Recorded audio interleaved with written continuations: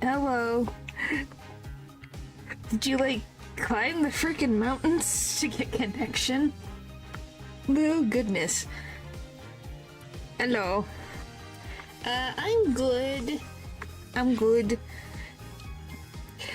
I was wondering why I couldn't get any freaking sound. It's like, oh, my headphones weren't plugged in. Huh, no wonder. No, I'm at a farm.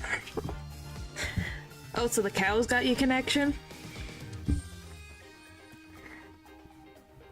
Yes, I did. That's why my schedule's a little different now. I wish I could.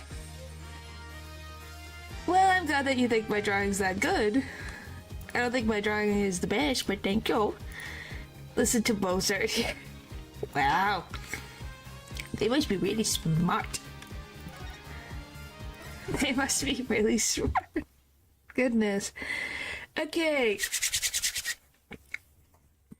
What the frick even happened last time? I can't even remember. This story will you... okay, the decision is yours. The job? Oh, good. It's going good. Definitely less stressful as the other one was. 'Cause golly. But yeah, I think it's just nice to have a regular 9 to 5 like job. It's like, oh my goodness. Do you think Santa is in the Stin files? Maybe. Possibly. Could be. Anything's possible, I guess.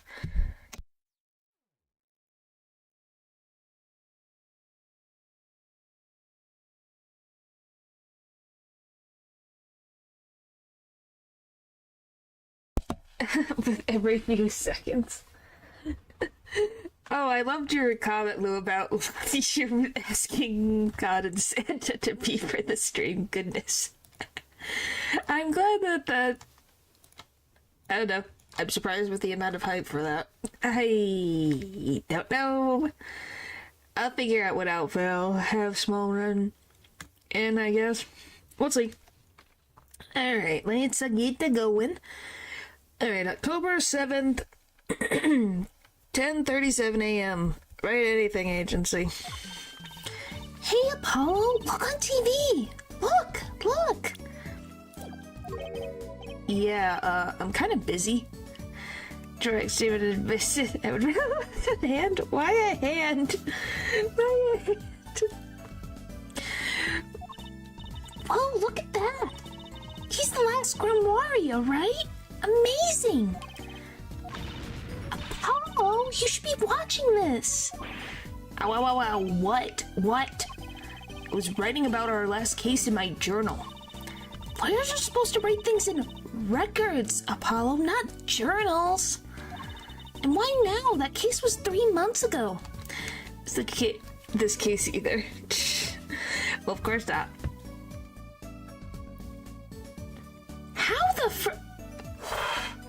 How the frick did you do that, Paper?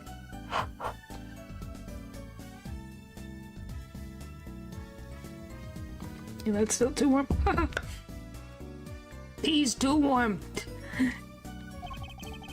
Hey, it's a long story. I did a lot, you know. What do you mean, sorry? I want to vacuum pack the feeling of the moment for later.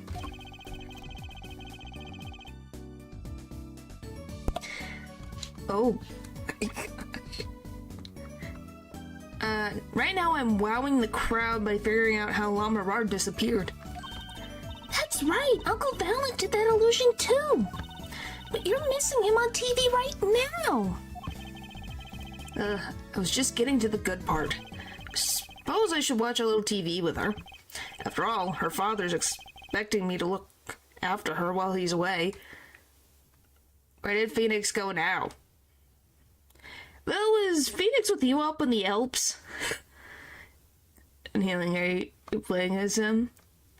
Technically, yes, but not that Greek god Apollo? What you're now seeing is a great rehearsal what you seek for the rehearsal for the greatest magic show on Earth.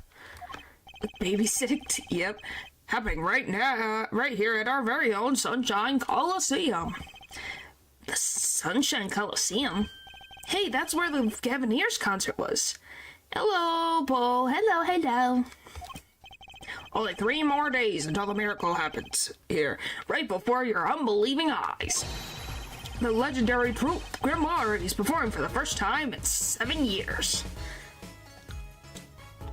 Seriously, he would come back. What do you mean? What does that mean?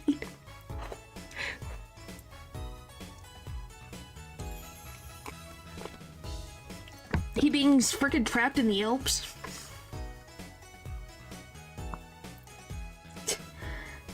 Suspicious. That's going to be great. I'm also there. You and Dad are coming too. The legendary Grimoires. If Trucy's real father were still alive, he'd be on that stage performing miracles. I've got the tickets and everything. Here's yours, Apollo. Magic show ticket. Ticket to the premiere showing of A Grand Delusion by the magician Valiant Grimoire. Oh my gosh. Let's get away from me. Oh boy. Basement. Oh no. What is that? That was a squeak. You're here working hard working. Oh, there he is. Hi, Phoenix. Came back from the Alps, I guessed. Hey, how have you been? Hey there, stranger. Not exactly the kind of greeting I want to hear from my own kid, though he has been gone a long time. How's it go?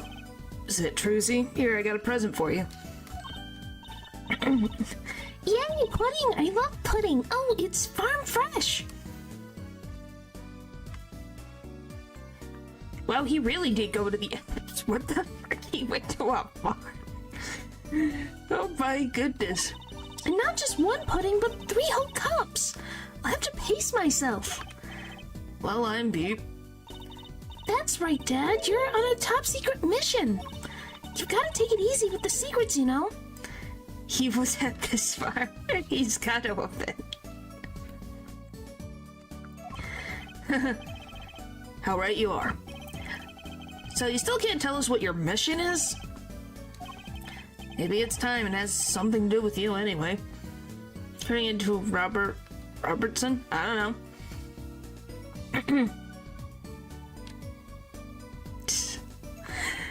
Huh? With me? Oh, maybe you're getting a top secret mission too. Maybe you can be one of those guys. A spy. Can I just be a defense attorney? No. To be honest, telling you about the mission was my whole reason for coming here today.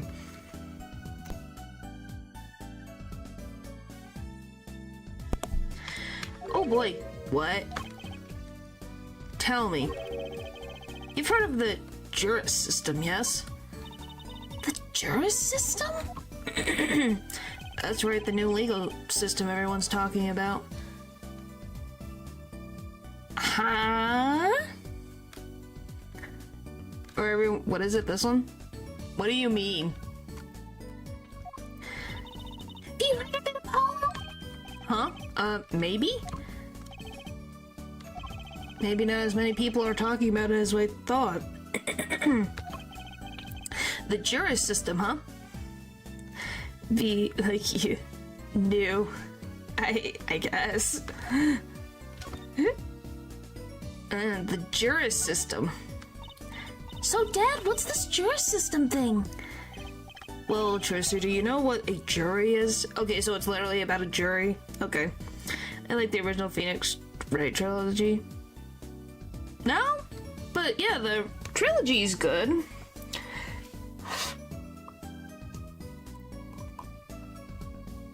But why do you only like the trilogy? But oh boy, the jury. We already were in the jury in the past. part of it? Isn't that those... Excuse me. Isn't that those people who sit in the court in those old courtroom dramas? The ones who get to decide if a guy's innocent or guilty? No, you have not today, Eldridge. Do you know Apollo? Only from TV. It's 12 people chosen from the community, right? Chosen. No, go... Yeah, chosen, Not just randomly throwing a hamster ball, it spins, it spits something out, and they go, I guess it's you.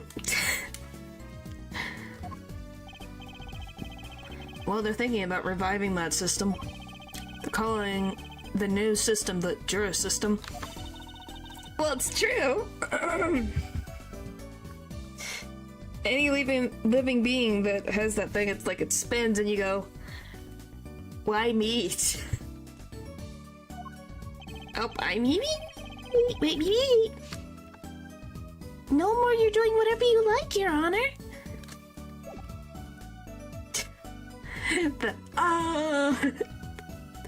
Well, or that I have to fight for my hope of death. My goodness. Not quite that harsh. The jurists cooperate with the judge to help analyze the case from different angles. And there will be only 6 of them under the current proposal, right? 6? Why 6 of them and not 12? And why? Huh? Why half? Wow, that is the exact number that we had to deal with Ryunosuke. What the frick? This game predicts the past and the future. Wow. One, the story is perfect. The 3 games tie together into a perfect paced narrative with good twists, mystery, and intriguing with the cast that isn't too far excluded. Yeah, I can see that. I can see that. Well, you know your stuff, Apollo. Their findings directly affect the verdict. Hopefully, people will start taking the courts a little more seriously now. Jigglypuff is around Pokemon with feline ears. Then travels via the floating, being them giving the likeness of a sky seal. Oh my god. I feel like I'm on some kind of educational TV show. Starring Dr. Ray. Dr. Ray, his assistant Trucy, and mascot Apollo. The perfect team. Wow, Apollo's just a mascot. That's so sad. Mascot, hey! Secret mission. So, what is this secret mission? The Juris system is my mission, more or less. Anyway, keep in mind that new ideas like the system are always risky, Apollo. Too true. Everyone's got an opinion and they just talk and nothing gets decided. How right you are, Trucy. Kind of like you, Apollo. I'm not that bad, am I? Two does comedy that doesn't overpower the crime narrative with the games aren't so goofy to pull you out of your immersion, but still perfectly charming. Well, there's a case that circus case exists in that trilogy. Oh, that circus case.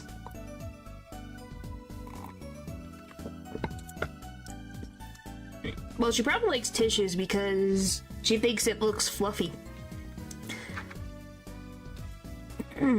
Yeah, that circus case still is the worst thing ever. In any case, I'm going to give it a shot. A test, if you will. I don't like tests. I'll take a case as a sample and choose 6 jurists. I'll be the one helping with that process and incidentally. But you're not a lawyer. So how are you involved with that?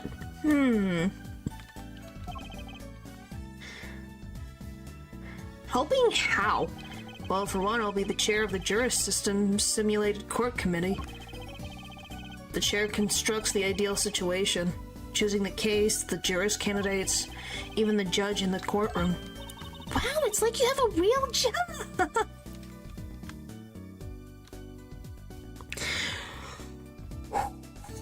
Wow, Trucy, you're just like knocking it out of the park today. I was never that good at the piano, to be honest. Once a lawyer, always a lawyer, I guess. Trial's tomorrow, by the way, don't miss it. The trial simulation, that is. A simulation, huh? Sounds interesting. So, what kind of case is the trial simulation about? Well, since it's the first run-through of a new system, I wanted something simple. Good thinking. No sense wearing yourself out on something too serious. True, the case is a murder.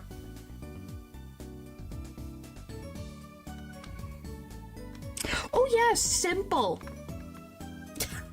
Murder is simple. What do you mean, Phoenix? That's not simple at all. By simple, did you mean that the defendant is... Guilty, yes, most likely. So, good luck, Apollo. Excuse me? What? When did I sign up for this? When did I sign up for this?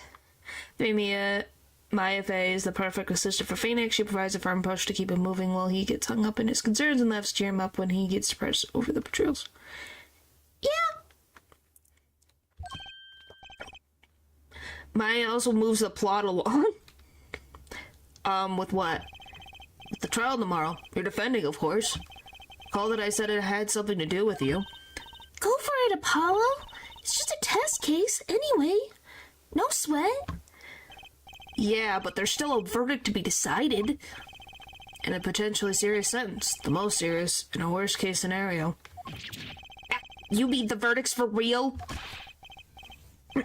That's not a test trial, that's a real trial. Is it along usually by getting arrested again? Or kidnapped? Or kidnapped. She has it, what, 1, 2... There's been at least 2 times she was kidnapped? I don't know if there was 3. Alright, thank you, Natural. Thank you. All the forms have been filed. There's no turning back now. How did you file these forms without him knowing? The trial begins tomorrow at 10 a.m. Hope you can make room in your schedule. Why am I only hearing about this now? Yes, there was a change this morning. I picked a new case. Huh? Something that happened last night. Last night? Valiant Grimoire. Hey, Apollo, I know you're all excited about that secret mission, but what about this? The Grimoire Grand Magic Show. It's less stressful.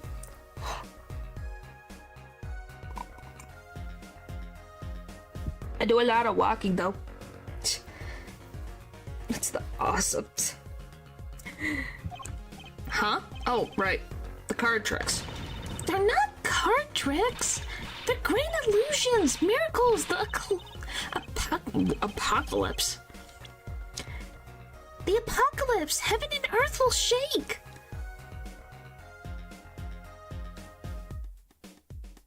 Hey, that's a plus. Yep.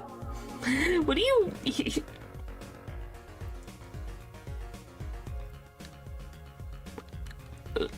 Paper. Get a job and get your own money. Goodness. So what? That's 3 whole days from now. It's at Sunshine Coliseum. Let's go today. Should go ahead and marry Miles so that Tracy can finally get the father figure she needs. Wow. We can say hi to Uncle Valen. Have fun. What? I can't go by myself. You know I'm not very outgoing. What do you mean, Trucy? You're very outgoing. Right. Why not go with her? But what about the secret mission? Oh, don't worry about that. You'll hear all about it tomorrow, regardless. That sounds very ominous. I don't trust that smile. He knows something that he's not telling me. Yippee! Now you can take me to the Coliseum! Well, I suppose it wouldn't kill me to pop over there. Ah, Grimoire. That reminds me. What's this, Dad? Isn't that silk hat the Grimoire seal? Yeah, it is. It's better than before. What? You're indecisive? What are you deciding? Goodness. Well, I'm assuming it's the Minecraft thing. If it's Minecraft, go have fun. It's your birthday present, Trucy. Thanks, it's great. But today isn't my birthday. Good point. I'll just discard Minecraft thing. Oh, they have a Minecraft thing. I don't know if they're still doing the Minecraft thing.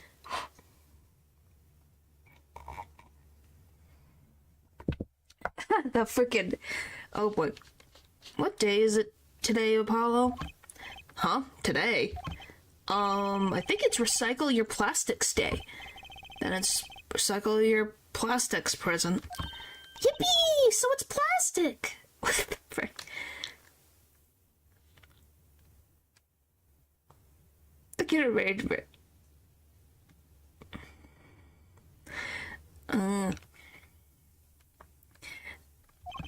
I've given up trying to understand them. It's much easier that way. So what is it? Can I open it, Dad? No. He's, like, really angry. Why is he so angry? Huh?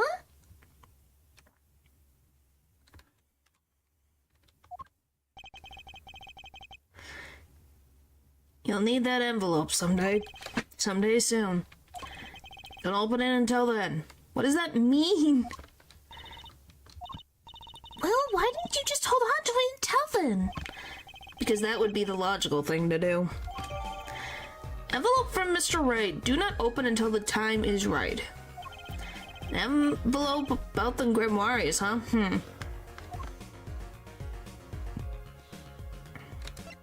The trial simulation. Alright, so what case are you going to use? You really want to know, don't you? Of course I do. I mean, I'm going to be defending, aren't I?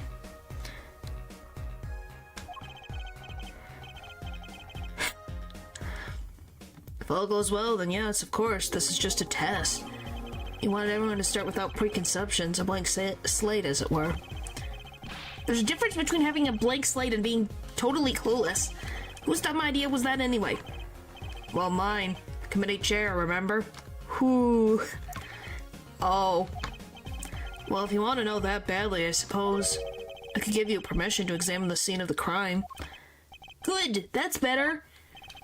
But you can't talk to anyone involved with the case. What? How am I supposed to defend? You let me worry about the details there. Remember, I'm in charge of this trial. All of it. But you don't want it to backfire, do you? Apollo, if I'm in charge of the whole trial, that means the entire affair is my responsibility, for good or for bad. Just do what you can. And don't worry. I know what I'm doing. Are we sure about that? Alright. I'd recommend going down to the detention center. Your client's waiting for you. Ask about the scene there. But you just said I couldn't talk to anyone involved. Oh, you could talk to your client. If you can get her to talk. Well, time's a-wasting. 1 to 500. 380. White.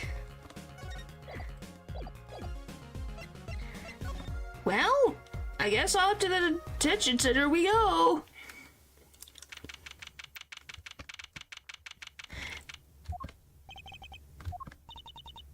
Silence. There's 20 minutes we've been waiting here. 20 minutes! golly, maybe I should complain? What the frick? Why that?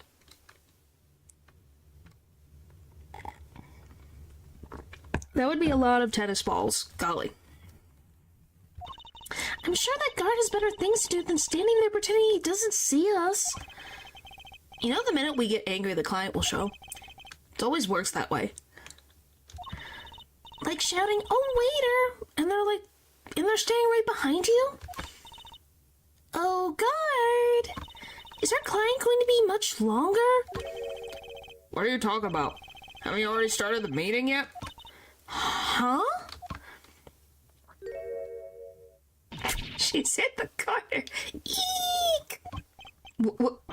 Where'd you come from? I'm guessing the holding cell? Well, he talks, so I don't think it's a mannequin. Well, anyway, please have a seat. Is she sitting? Or is she just really freaking tall? I'm nervous, Apollo. It's the silence. It builds suspense. Why don't you do something, Trucy? You're a magician, aren't you? That's right. Okay. Oh, it's Amazing Mr. Hat. I'm the Amazing Mr. Hat. Wow. She faint? Eek! She passed out. This magic underwear might have been a better bet. An anime crop top. What the frick? Don't blame me. And if they ask me why, I was told to pick a number between 1 and 500. I'm not a gremlin. Nope.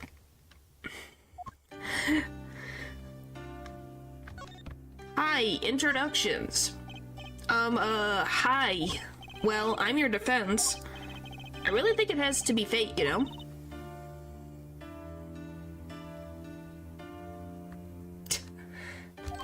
My gremlin. What the frick?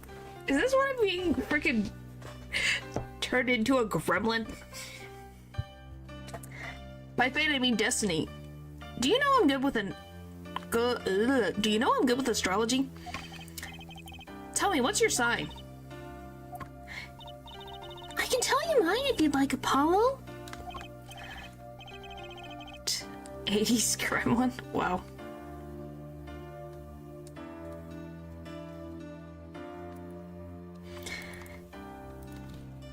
Oh, yeah.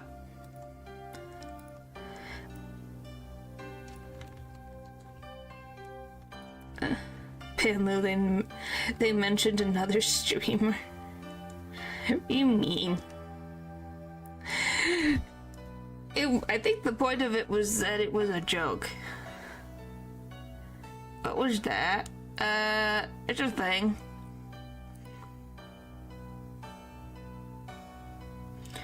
What is happening?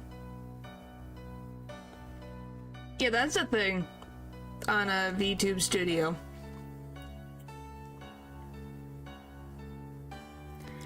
That exists. It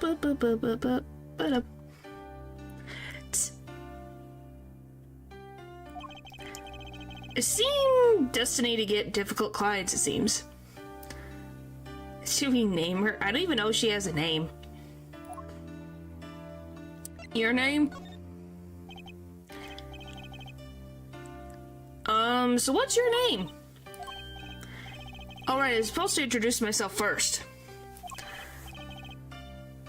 I'm Apollo Justice. And I'm Trucy Wright. I know, this is getting nowhere fast. The case? I don't know, maybe you could tell us what happened? I'm your defense attorney, after all. I'm gonna be honest. How are they supposed to have a trial if she does not communicate in any shape or form, whether that's verbal or written. How the frick are we supposed to have a trial? Anything out of the ordinary happened lately? Oh boy. Well, the other day, this tourist from out of town stopped to ask me directions. Later, Trucy. I feel like I need to ask directions myself here. Well, that was fruitless. Though I think I understand despair a little better now. My gosh. I don't think that's what it is supposed to be. Have a trial doesn't mean you have to win. Wow, thanks, Val.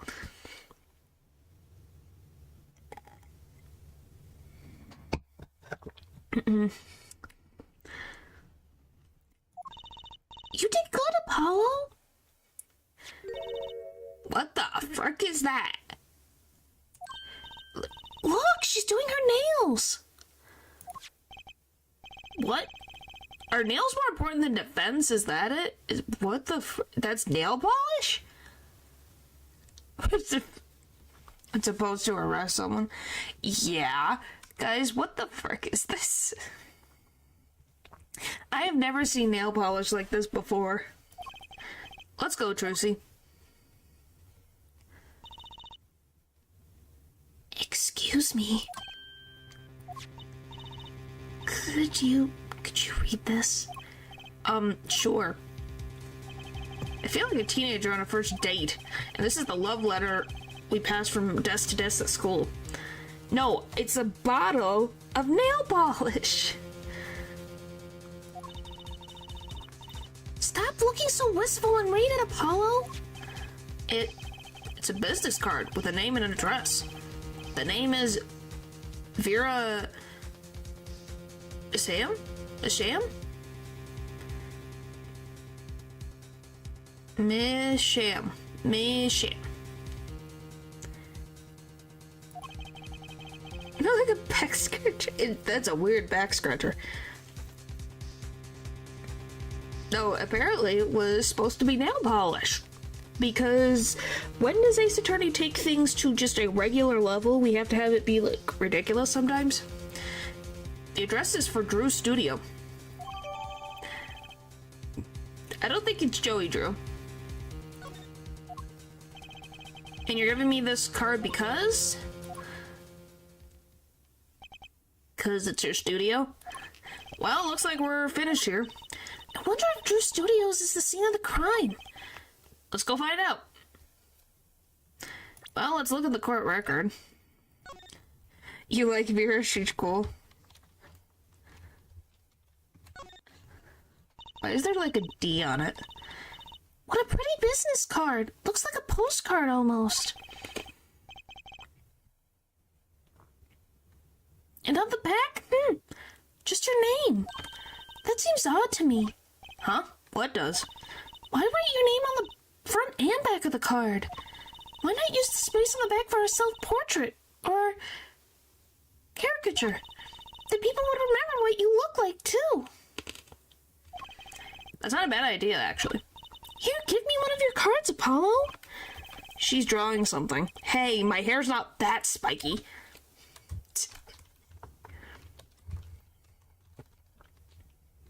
Oh, wow. I think that's...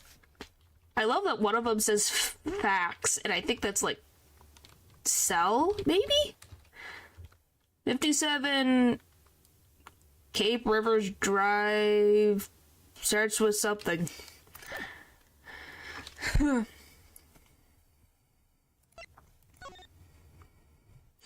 $70.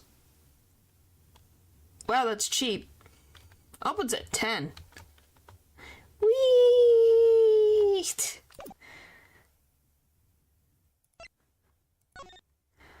I wanna...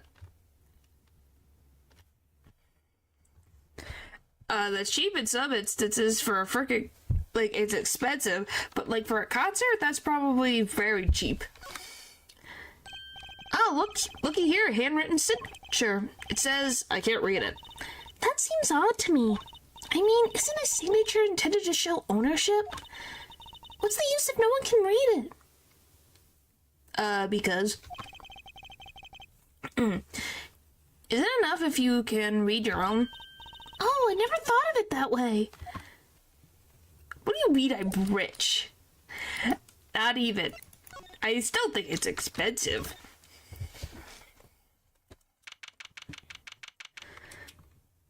Drew Studios. What the frick do you mean? The rich one would probably be you, Natural. What do you mean? Wow, this looks like a studio. And there's a pufferfish. It's like life imitating art, or maybe it's the other way around? But the tape on the ground there, it's a bit jarring. Yeah, looks like we found our crime scene. Apollo, look at all those paintings! Hey, don't touch those. It's okay, I'm just looking.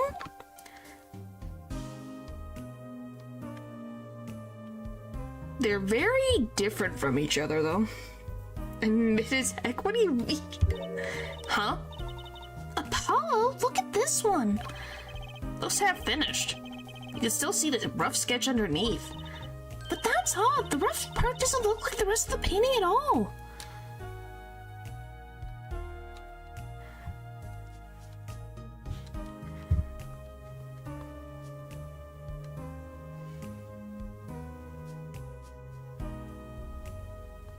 Oh boy. Yeah, good point. That is odd. Drew Misham's paintings added to the court record. All the paintings have a really different style, too. I thought I might find you two here. Oh, it's Emma. Hi, Emma. Emma, long time no see. Oh? Seems like I run into you far too often. I better know why you're here, too. You know what's the trial you know about the trial simulation tomorrow? I've heard about it, sure.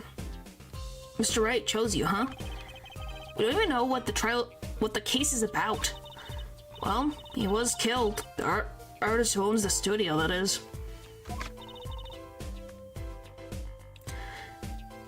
Mr. Drew Misham. Oh, that's why it's called Drew Studios. That makes sense. Misham? And his daughter was put under arrest. Yeah, we just saw her at the detention center. It was funny, though. She seemed more like a victim than the kind of person who could commit murder. Don't say. Not even by poisoning? Till was done, you know. Poisoning is a common way to get the job done when the murderer is a woman. What the frick does that mean? Emma, what do you mean? What do you mean? Poisoning? Anyway, Mr. Wright told me he'd be coming. Feel free to take a look around. I'll just be over here with my snackoos. Can't talk to anyone related to this case this time around, which means we'd better find out as much as we can here at the scene. Or else. Oh, we have every individual painting. What the frick? What even is this? I know this is abstract art, but what is this? No clues here. Art. It's very descriptive. Thank you. Thank you, Natural. Very helpful. I love how, look how zoomed in it is. Holy frick. Whee!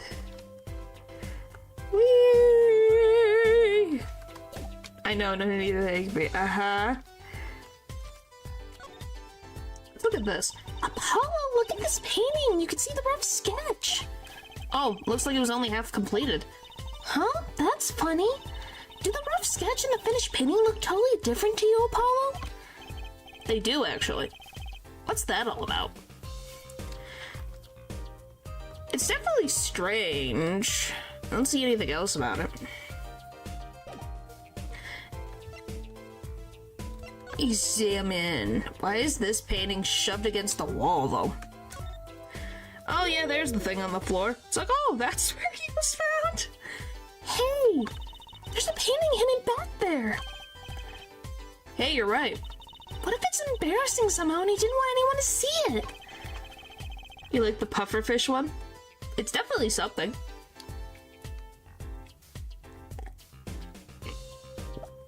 I like the colors of the pufferfish one. You certainly seem pleased by the possibility. Huh. It's so normal. It's the same painting. It's hardly something to get mad about. Huh? What is it, Apollo? Well, doesn't this painting look like... Never mind. The exact same painting? I better get a professional opinion on this. Noticeable for the large plum in the background. Oh, is this about the frickin' giant... What the frick? What is it? The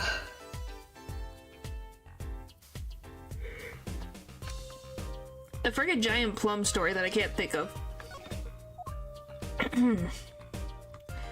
Yeah, look at that. That's a... he looks like he's just fallen over from his chair.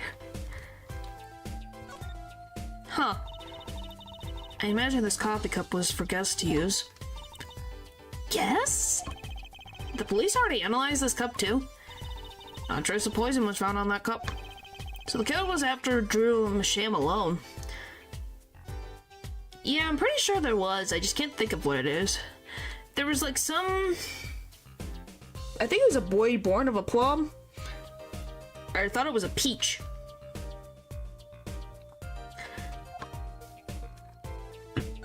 So that's interesting.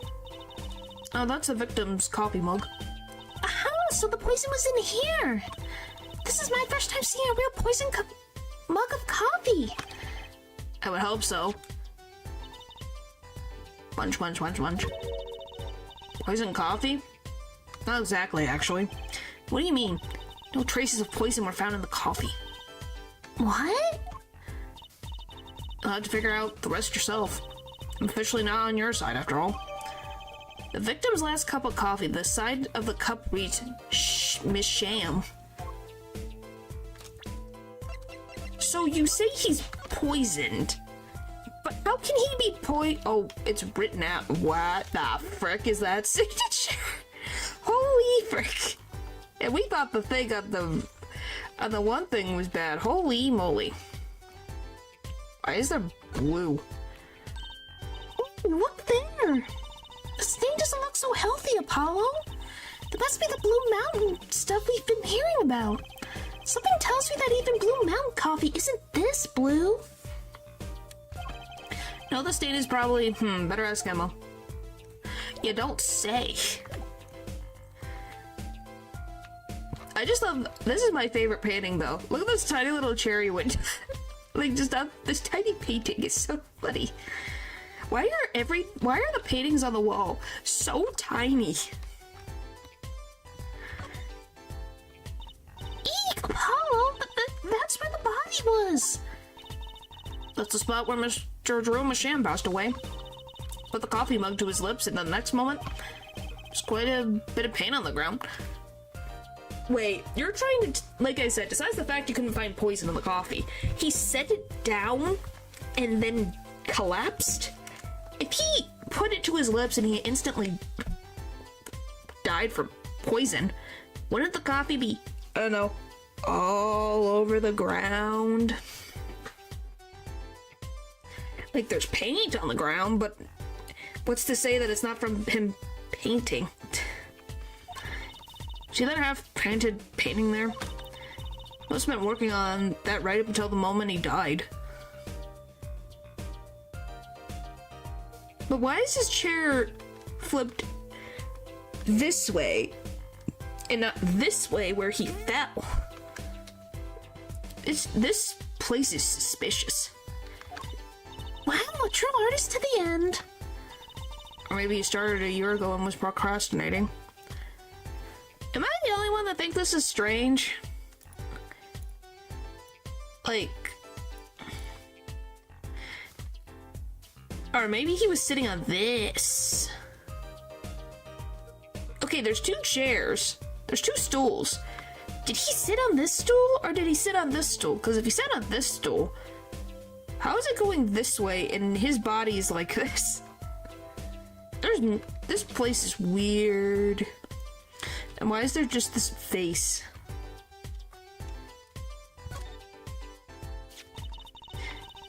That letterbox looks funny sitting inside a room like this. Maybe the killer is still in the room. Where? Behind the canvases? There's probably no room. Let's take a look. Empty. The other half of that letterbox is actually connected to the outside of the studio. Mr. Masham put his letters in there, and the postman took them away. Impressive that someone still writes letters in this day and age. Or wrote, rather. Well, it's interesting that he put it like this. Oh, and... Huh? What the frick?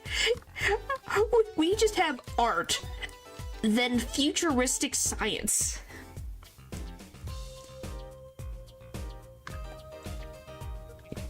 What the frick? What is this studio? Let's take a closer look at this desk here. That is a tiny little portrait. So this is Drew Masham.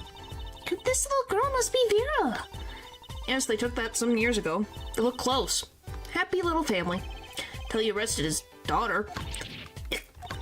Look, I was personally against that, okay? She just didn't seem very suspicious, scientifically speaking. Uh-huh, right. I can't even see what is in her hand. It doesn't look like a sketchbook. Huh. Something about the way that figure is posed. I've seen that pose before. It's you, Apollo. See, you're making one of your flamboyant gestures. She's not wrong. Please, I am a professional. I wonder why it's posed like that. Coincidence? Is this a journal? Wow, talk about a clue. Let's read it. What is it, Apollo? He didn't write the name of the killer, did he? Excuse me. He didn't write the name of the killer, did he? It's new. He didn't write a single line. Oh, you had me going for a while there. Why is it new, though? That's strange. Hey, Apollo, what's this feather thingy? Isn't that a pen, like an old-fashioned quill pen? Why do you have a quill pen? But it doesn't have a pointy end. That's most likely for sweeping destrius off the desk. Wow, you sure know a lot, Emma. Bold and scientific. That's my motto. Exactly what about that was bold or scientific? What the frick does that mean?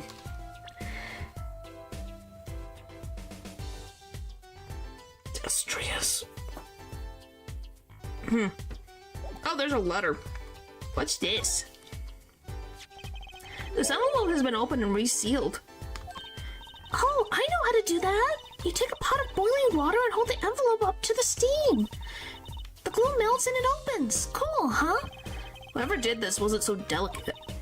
You're right. Looks like they just ripped it open and stuck it back together. Huh? The postmark on this letter is from 7 years ago. Wow, I guess that really does confirm it's California. Look, it says CA, California. Well, if we didn't know before, we now know. At least Apollo Justice takes place in California.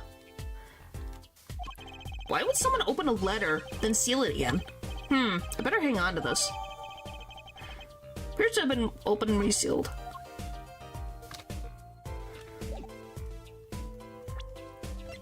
This place is getting weirder and weirder. Currently in a civil war. Oh boy. Apollo, look, it's been open since once here. You're right. I wonder if there's some way we can see what's inside. Should I try to get it open and then stick it back shut? Let's not tamper with the evidence, shall we? I've got a better idea.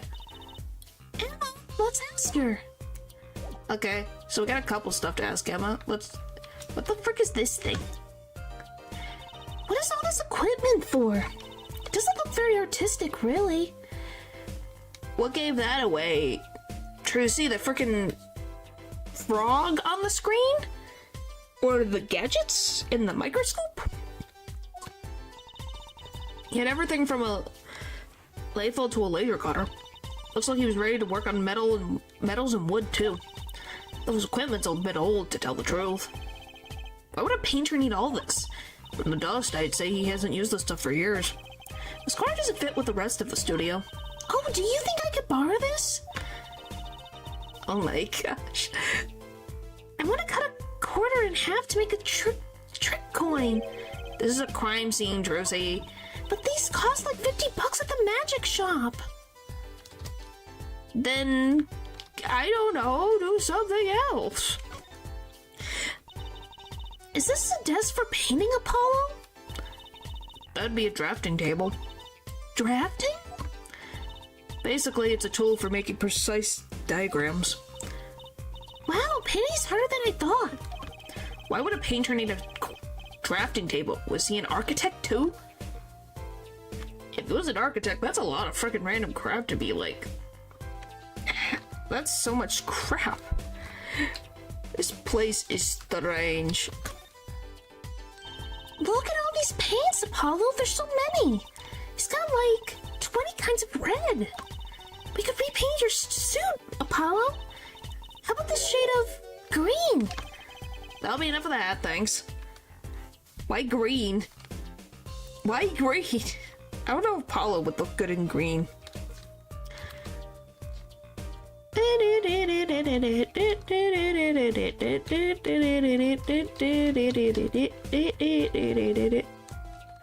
Okay, I guess we have to talk to Emma now. The victim.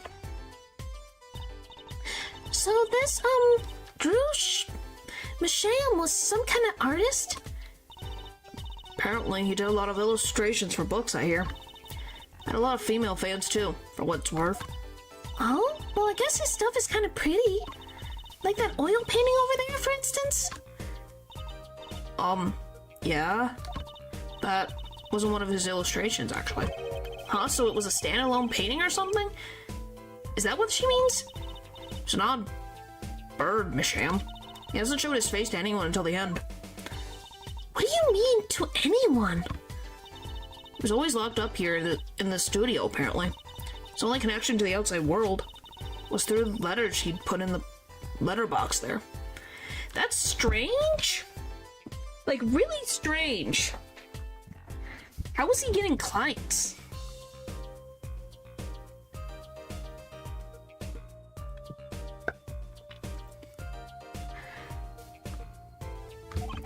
Letters? Do people still write letters? What do you mean, Apollo? I mean, when was the last time you wrote a real letter? Don't most people use email and stuff these days? Mostly text, but yes. No, not Mr. Masham. Couldn't stand technology, it seemed. But then we have the other half of the room. Did everything by mail. Maybe he thought that was more artistic, you know? Drew Masham's contact with the outside world, it's empty. In any case, the only person beside him allowed in here was his daughter, Vera. Oh, you mean the killer? The suspect, please. We took some fingerprints, of course. The only ones found in the rooms were Mr. Masham's and Vera's, basically. Basically? Actually, last night, Mr. Masham gave an interview to a reporter for the first time. That's strange. If he never left this freaking room, why all of a sudden did he take an interview and now he's freaking dead? And no one suspected the reporter? Wouldn't you be suspecting the reporter? Because why would she kill her dad now? What was now supposed to be?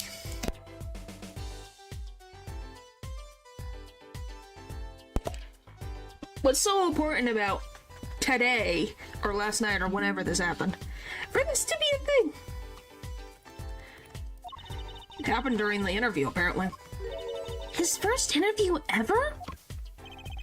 Could you tell us a bit more about what happened that night of the murder? Defendant. So this woman, Vera, she's Mr. Masham's daughter, right? Yep. Real sickly girl. Ever since she was little. Hardly ever went outside.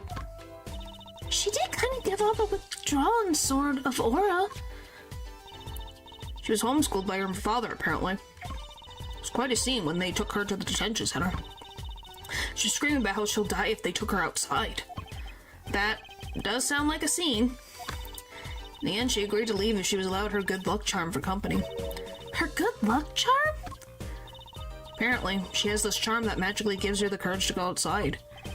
Why can't I ever get a normal client? Because you're not a normal world, Apollo. But why would a shut-in daughter kill her own dad? Don't look at me. So, about the poison, it was found to be in his coffee, right? No, not precisely. Not precisely? What does that mean? It means see for yourself, I think. Normal, what's that? I don't know, Natural. What is normal? What is normal in the Ace Attorney universe?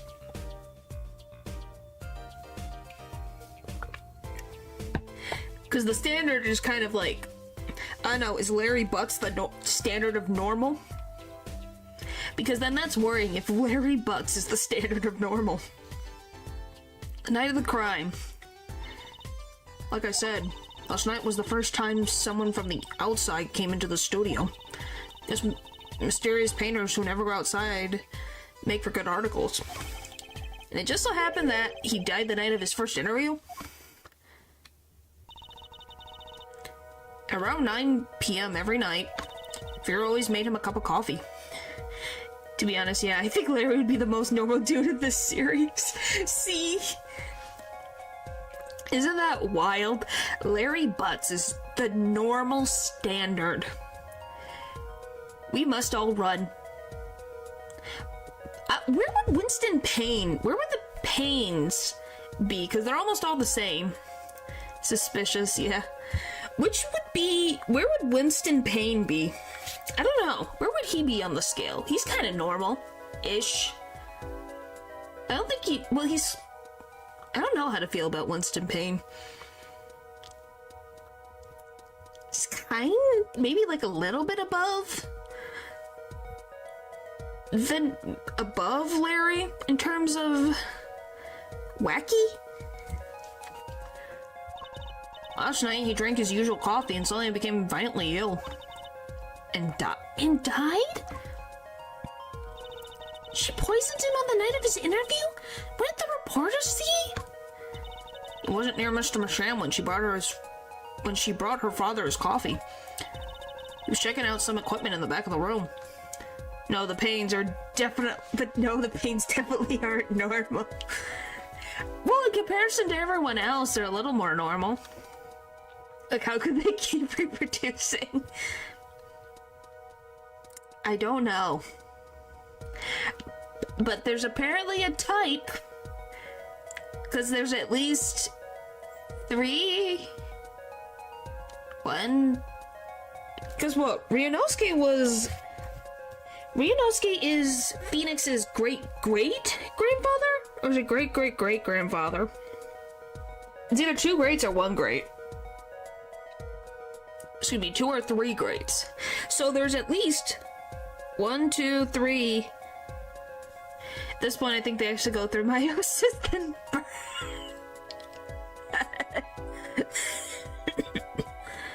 3? Okay, so he's great-great-grandfather. So that means there's at least 4 generations of Paynes, because Winston Payne also has a wife and a daughter. Yeah, did you know that? Winston Payne has a wife and a daughter. There could be more, but let's go with 3. I would at least assume 3. Does that scare you guys that Winston Payne has a daughter and a wife? Confirmed in the Miles Edgeworth series. How does that happen?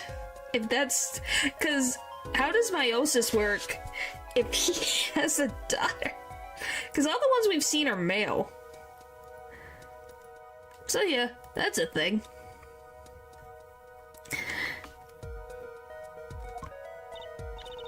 Supposedly that's why she didn't notice he was there. It was the reporter who called the police, in fact. Wait, but why is she the suspect? If anyone is suspicious, it's the reporter. Yet the reporter never got near Mr. Masham's coffee. Even Vera acknowledges that. Regardless, I want to know more about this reporter. Forensic science. I bet Emma can help us out here. Don't forget, flattery will get you everywhere with her, Apollo.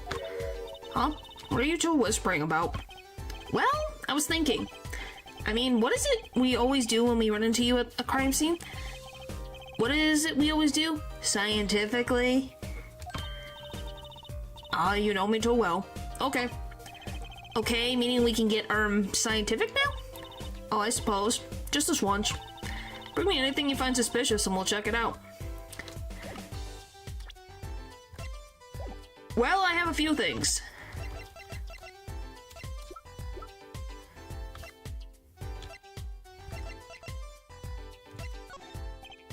About this painting. Oh, that? Quite good, isn't it? Or, that's not what I wanted to ask you about. Want to examine it? Is that it? I'd be happy to let you if you had a good reason. But without that, sorry. Guess she wants us to do a little footwork on our own first. Okay. Then the cup. Emma, about this mug. There's a pale blue, residue on the rim? That... Yes, well, it's just a rumor. But I've heard that there's a kind of coffee called Blue Mountain. Pretty sure it isn't actually blue, Emma. Right. Okay, you got me. That's left over from my testing spray. Forensic science! I knew your hobby was behind this somehow, Emma. It's not a hobby.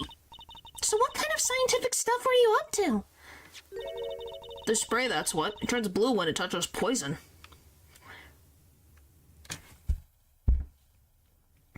Wait. Okay, so you're saying the poison's not in the coffee, it was on the cup. But how the frick did she put poison on the cup and him not notice? Did he just, like, close his eyes and go do do do do and drink his coffee? That's kind of weird. So the poison that killed the victim was on this mug? That's right, see? It wasn't in the coffee. The killer applied it to the rim of the mug itself. Wow, science is amazing. I was thinking that today was Wednesday. Yeah, it's not Wednesday. It's not a Wednesday, it's a Tuesday. It certainly is helpful. Maybe Emma will be willing to help us out a bit more. You should try buttering her up, Apollo. They say flattery get you everywhere. It's certainly worth talking to her a bit more. About poison analysis. I was afraid you were going to ask about that. See, this solution is used to testing for... Oh boy. Astroquinine? Astro, huh? What in the frick are you guys... You guys have the weirdest topics. Astroquinine. There's deadly poison found in the autopsy. Uh-oh, I know that spark in her eyes. She's getting excited, but best tread lightly. It's one of the most virulent poisons, but it's absorbed into the body astonishingly slowly. In Naruto, particularly? Huh. Nice disc, by the way. Oh boy. I am normal. Okay. Today. We heard that weird look at picture about Naruto, that's all. Okay. I just was like, huh? What a random topic. Takes at least 15 minutes for the time of ingestion for the adverse effects to show. 15 minutes! That's a weirdly specific amount of time for that poison to actually start affecting. Which, if Vera did do that, why would she pick a poison that was that slow acting? Oh, and guess what? Recent research has shown... That's fine, really. We don't need to know all the gory details. I think I get it. You just spray the stuff on something you want to test, right? Precisely. You find even the slightest trace of poison with this. I want to try too, Emma. Pretty please. You don't have to ask twice. Twice. I already used it on everything suspicious, of course. Yay, let's give it a whirl, Apollo. Ah, what are you doing? What are you doing? I was just seeing if I got a reaction off you. Are you saying that Apollo was poisonous? How was this for a reaction? Never do that again. I am not poisonous. Tell that to those hapless witnesses on the stand. Let's just get down to checking for real poisons, shall we? Apollo is toxic. Who the frick? Oh my gosh, who's the one who sings Toxic, the song? I couldn't think of, I was gonna do the joke and now I can't think. I was gonna be like, oh wow, I didn't know he was a award-winning singer. Yes, natural.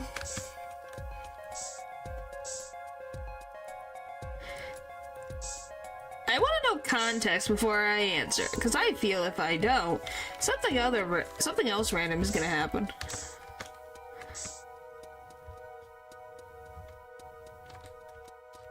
Yes, that one, Val.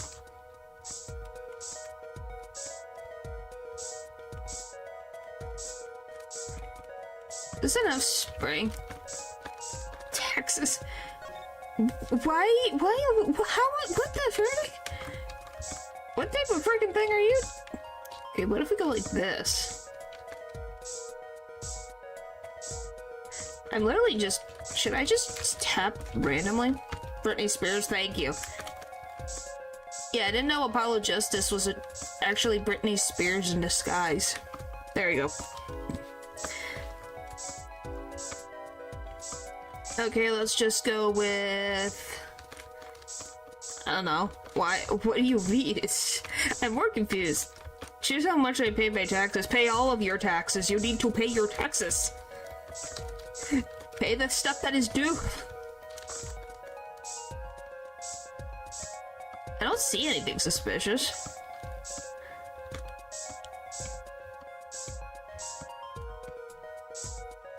Like, am I supposed to be, like, getting a random reaction? Because I can't go, like, down. I can't move. Don't go,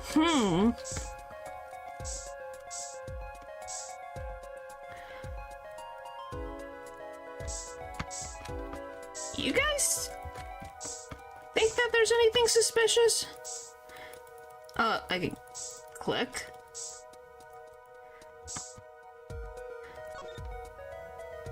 I can't find anything. Like, at all. That is suspicious. Because you're spraying, it should pop up.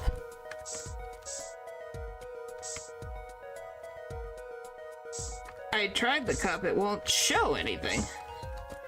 Maybe the chair?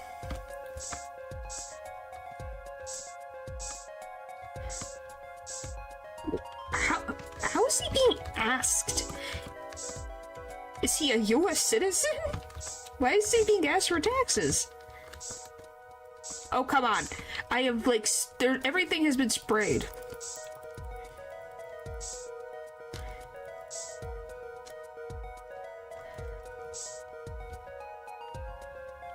I was gonna say, auto does nothing, does it? Born in California. Ah. So wow, so your brother must be a part of frickin' Ace Attorney, since that's apparently where this takes place. Okay, okay, do we have to, like, go from left to right? Is this what I'm really gonna be doing in this game? Going from the top to the bottom to find something? Golly. This is content.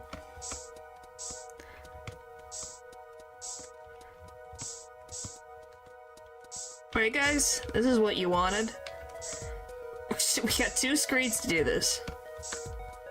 Something's gotta pop up somewhere, right?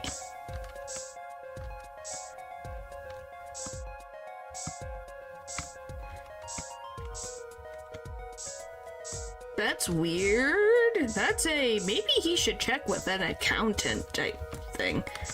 If he doesn't live in California...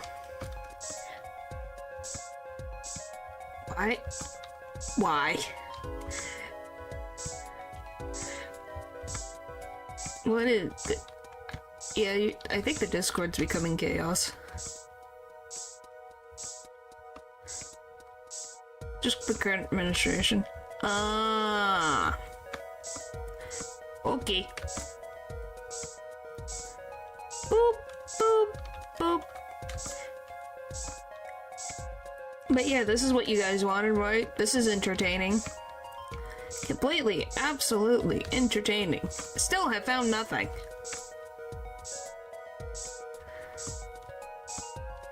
I thought the frickin' figure I would find something. Huh.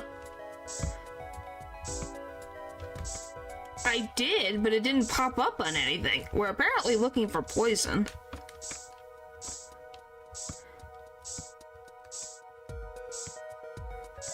Okay, this side's done. Next. We go... take it from the top.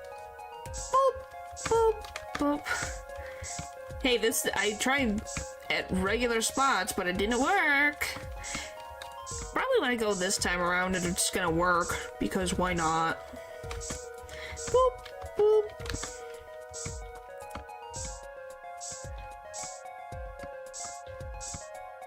By the way, do they sleep in this frickin' studio? Where's their house? There's no bed in here.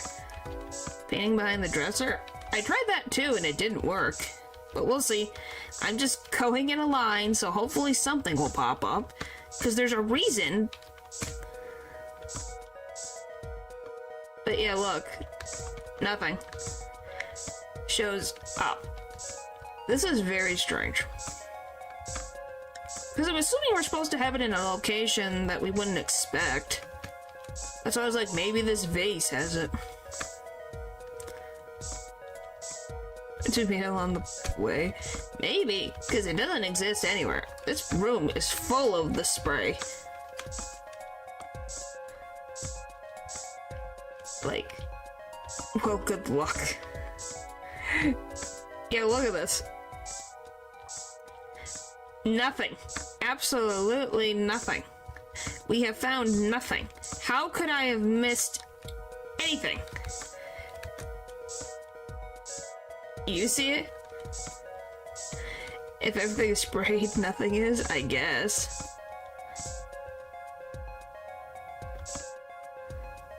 It's the button on the right screen?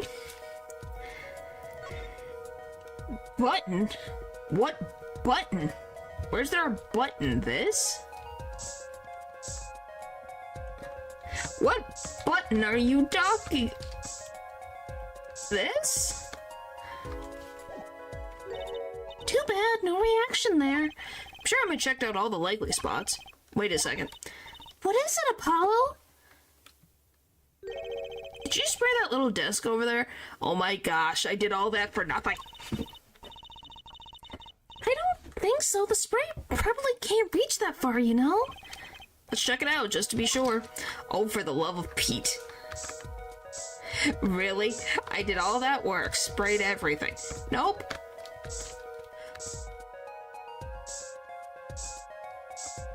Guys, there's frickin' spray on this tiny portrait.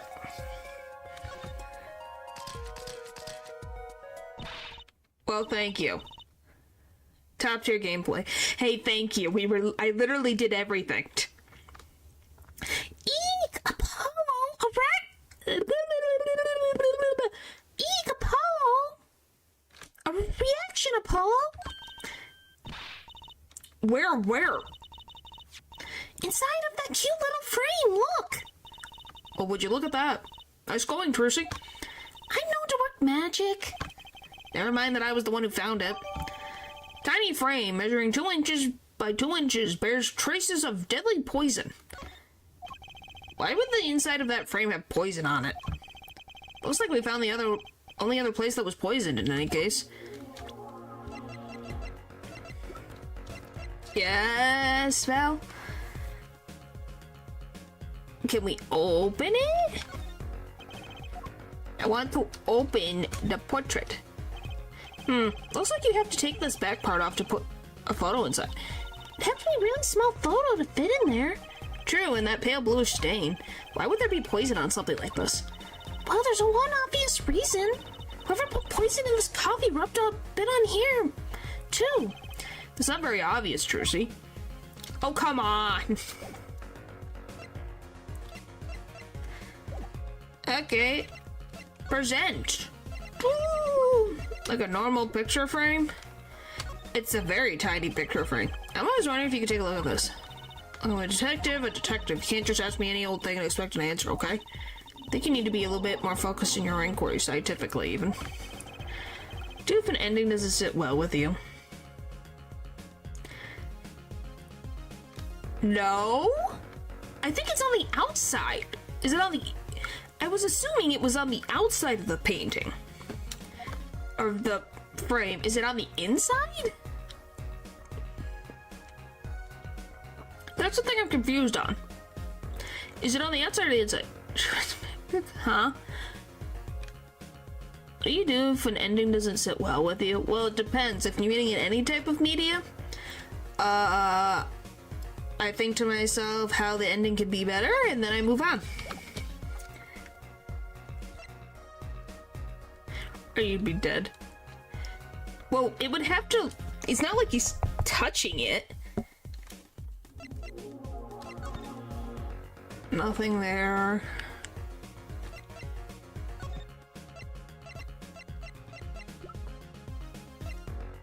How about this? Oh, she does have something to say. Oh, that. Yes, why, that's a bright red envelope. Sure is jumpy. Did she open it? Someone opened this, didn't they? My lips are sealed. Your lips are sealed? That's a first. You mean you know what's inside the envelope? Sure, I read it after all. Oh, you mean you were the one who ripped this open? Huh, please, I would have steamed it open. But she did sneak a peek at it, apparently. Know that I'll have a powerful weapon on my side. Weapon? Yes, the use of tools. Highly specialized tools for information gathering. Tools I wouldn't mind getting my hands on. You should try flattering her, Apollo. They say a little praise can open big doors. Never heard that one, but it's good advice. Let's try talking to her some more. About that envelope we found. I was wondering if you could help us out with that tool you were mentioning. You want to know about my tool, do you? It's called an X-ray analyzer. X-ray? Like the X-rays you get at the dentist? That's right. At least that's what I call it. Huh? It has a real name, but it's much more complicated. The X-ray spectralization. Something. How am I supposed to remember all that? So basically it lets you see inside of things? That's right. You're sharp, Trucy. But it's a bit more complicated than that. In practice, of course. Actually, to tell the truth, I'm not really sure how it works scientifically. What? Can I try it out, Emma? Please? Oh, I suppose. Of course, I've already checked out everything suspicious myself. Alright, let's give it a spin, Apollo. Yeah! What are you doing? I was just seeing if I could see through your hair. But it's like lead. Huh? Did she think Apollo was just a test dummy?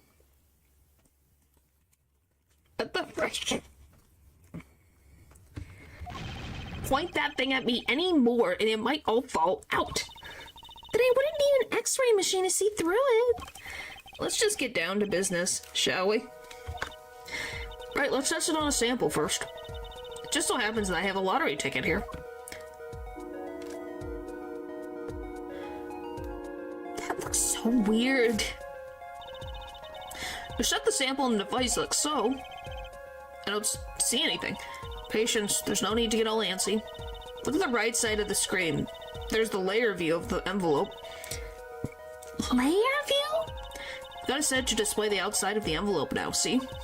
Actually, it's quicker to just have you try it, give it a try. Turn that dial there. I'm not doing anything. That's right, that's how you choose what depth you want to scan. Hey, I got something. See, that's how you can read the letters on the ticket. Cool, huh? Except I can't read them. Just turn the dial a little more. What you have to understand is that a sheet of paper isn't really flat at all. When you zoom in that much, you see the paper is likely a bunch of hills and valleys. Wow, really? This X-ray device uses a beam with a wavelength of only 1.05 microns. It breaks cards down into thin layers so it can only show what's written on that layer. I'm not entirely following you, but it's good if it... But what good is it if you can't read anything? That's why we go to step 2. Try rubbing the image a bit if you would. Rubbing, like going over the image? While holding space? Ooh.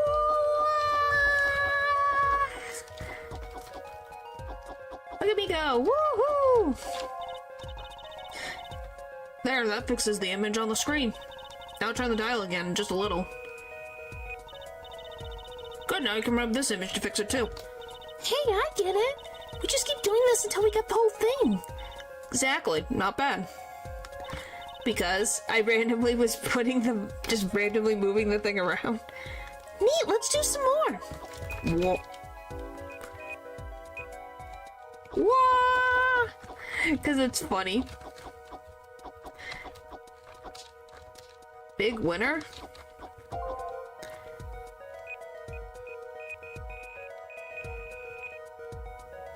Whoa!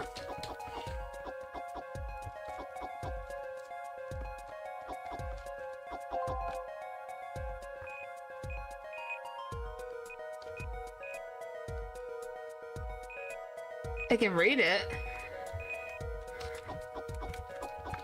Like, how many things do I have to frickin'... Holy frick, this would be a pain.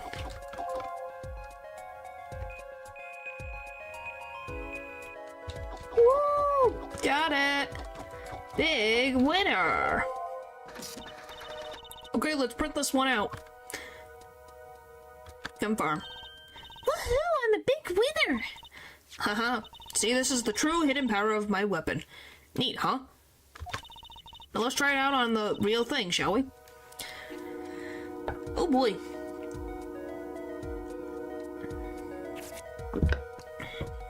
Okay. Woohoo! I don't know, I just find it funny that I just randomly zoom around this thing. So, I don't know. I think it's a little funny. What do you guys think of this? Definitely interesting gameplay.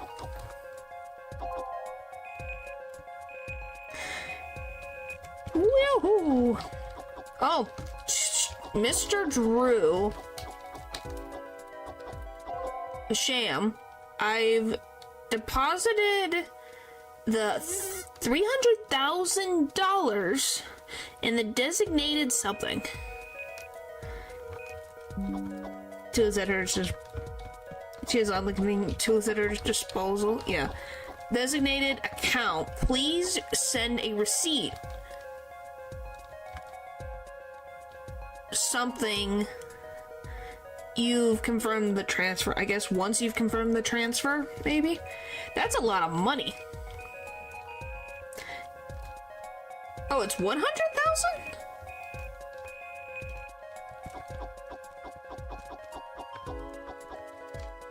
Huh. She's setting all of these crimes herself. I think she would be very... She must be very bored. Yeah, deposit $100,000 to the designated account. Please send a receipt once you've confirmed the transfer. Okay, let's print this one out. Someone deposited $100,000 into Mr. Masham's account? Not that much in today's economy, all things considered. Yeah, but it's like, why 100,000 though? Like, what?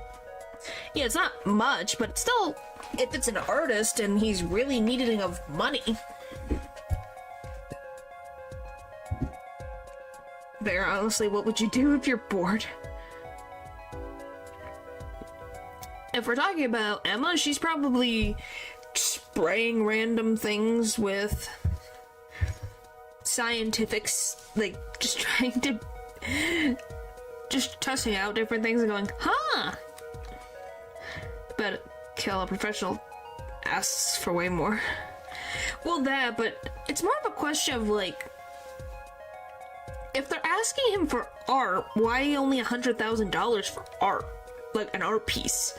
That seems very low. If he's making these all from scratch, with how much, like, you know, paint, acrylics, and everything costs, why is it only $100,000? For a very well-known artist, you know? With the way you described it, you make it sound like she's a lunatic. Well, she kind of is a lunatic. His paintings must be really valuable. There's another page in there. Care to take a look? You bet I do. If you're going to read someone's mail, you might as well read it all. Here goes with the second page, then. Okay, what's the second page got for me?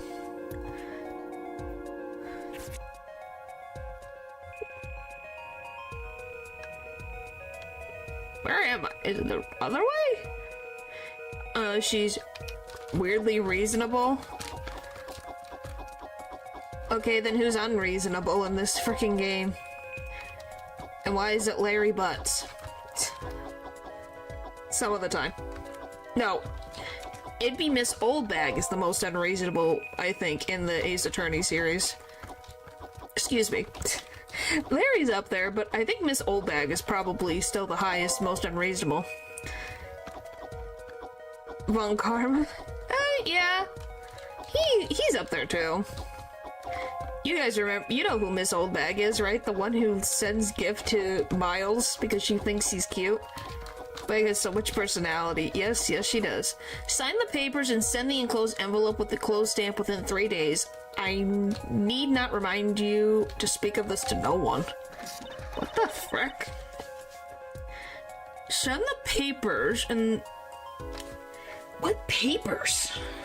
So you gave him $100,000 and then there's a papers. What papers?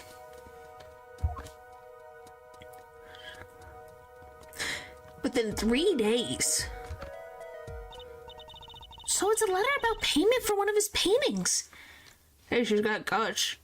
Yeah, but I think Edgeworth needs to, like, put his foot down and say he's not interested. Why all the secrecy, though? And what? Why was this letter the only one in here? It's 7 years old, right? Maybe it had some special significance to him. Wait, now that I think about it, if it's from 7 years ago, is the reason why he didn't do what he was supposed to do, so he locked himself in this place for 7 years? Miles planned to make Nick jealous. Sure, we'll go with that. It's not because Miles doesn't know how to say no to a lady who's just being nice, but also being a little uncomfortable. Maybe it had some special significance to him? Well, Emma? Well, indeed. She knows something she's not telling us. Looks like she's keeping mum about it. Contains 2 sheets of paper. So, Emma, I was wondering, what's the story about this reporter that came in here for Astoria the night of the crime?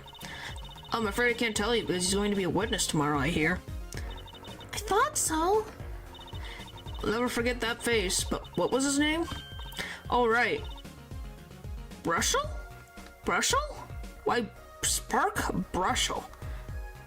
What's the pun on that?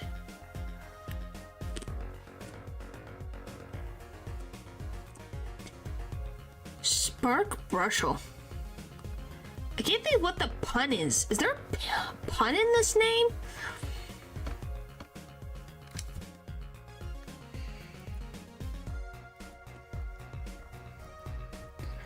What'd you do? Brushel? He's after a scoop to sell to the papers. So a reporter comes for an interview with a painter. His first interview ever, and that night he's killed. Seems strange to you? Really strange. Does raise a few questions. I'd like to speak with this reporter if I could. Well, I hear he's on the beat today, too. He said something about covering a magician. Would it possibly be Valiant Grimoire? Magician? Well, if it's not Trucy, that leaves only one other person. Oh my... What the... Naturally, now you understand. Yeah, I'd be like, what the frick do you mean? It wasn't Valiant Grimoire by any chance, was it? Yeah, something like that. He's got some big show lined up, I hear. So he's out interviewing Valiant Grimoire. Looks like I'll be heading out to that Coliseum again sooner than I thought. Here, I'll give you that reporter's card if you want. What a weird-shaped card. The business card reads Spark Brushel, freelance journalist. Now my question becomes, how does a freelance journalist get in contact with this dude?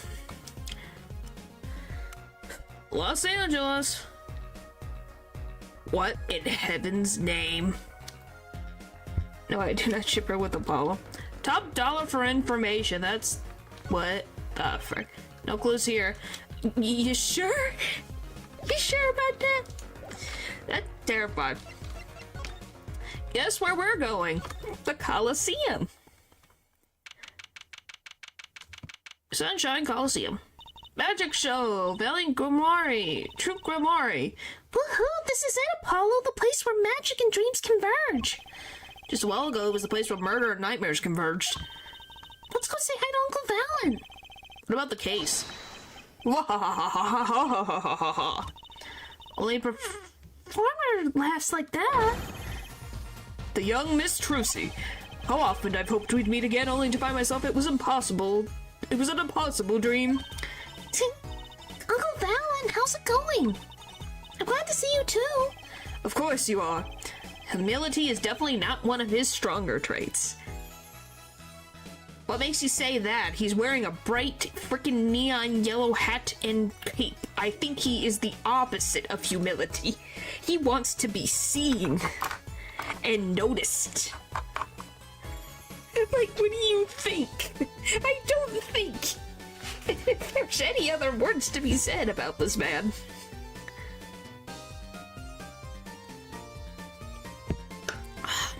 Okay.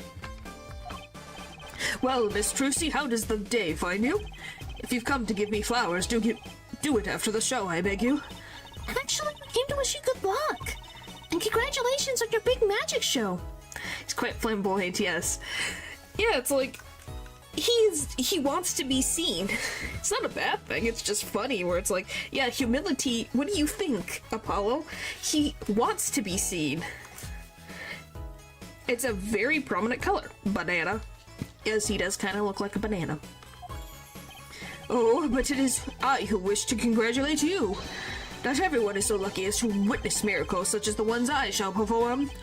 Yeah, you're amazing. We get the picture. The world will watch it in wonderment as Magnifi's illusions are reborn. Here on stage by my hand.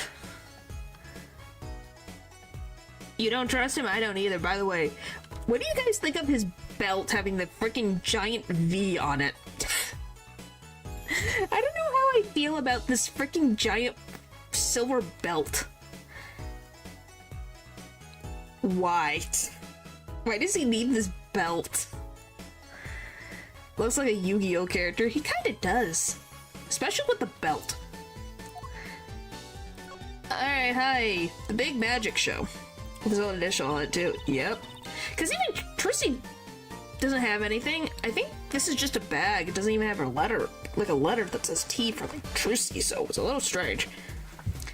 Everyone's talking about the big magic show. Is it true that the Grimoire miracle is back after a 7-year absence? Miss Trucy, I must apologize. The show and this honor should have been his. Dad?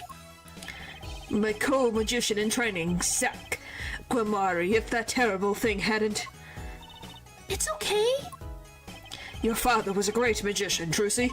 If he were alive, then I, valiant Grimoire, would have been proud to stand upon the stage as his assistant. I don't believe that at all. Do you guys believe that?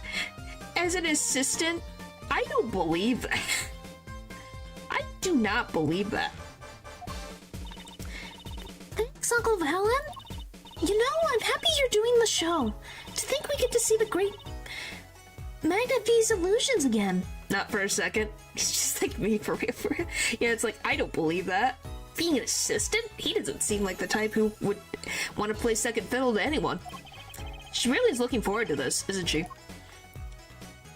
Magnifi Grimoire. My mentor, the magnificent Magnifi Grimoire, was a true deity among magicians. A creator god who gave birth to magic and illusions that defied our very imaginations. I was so little when I last saw him, but I still remember his shows. He did wheelies in a sports car through the air above the audience. Did people have to sign like a consent form for injury, possible injury or death? This seems excessive. For freaking an illusion? What the frick? Why? What the frick?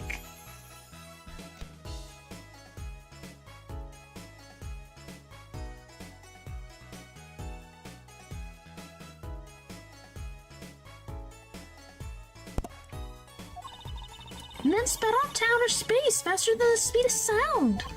I'm guessing that memory was a bit embellished.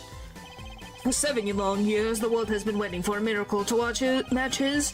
As an heir to the Grimoire troop secrets, it falls to me to provide one. Well, if the authorities get involved, he disappears too, I guess. It is my God-given destiny. Yes, you, nameless face who speaks for the nameless masses. How can I help you? If the world was waiting, why did you hold off for 7 years? It appears the lad is uninformed. Perhaps you have heard of the magic known as law, which governs our land?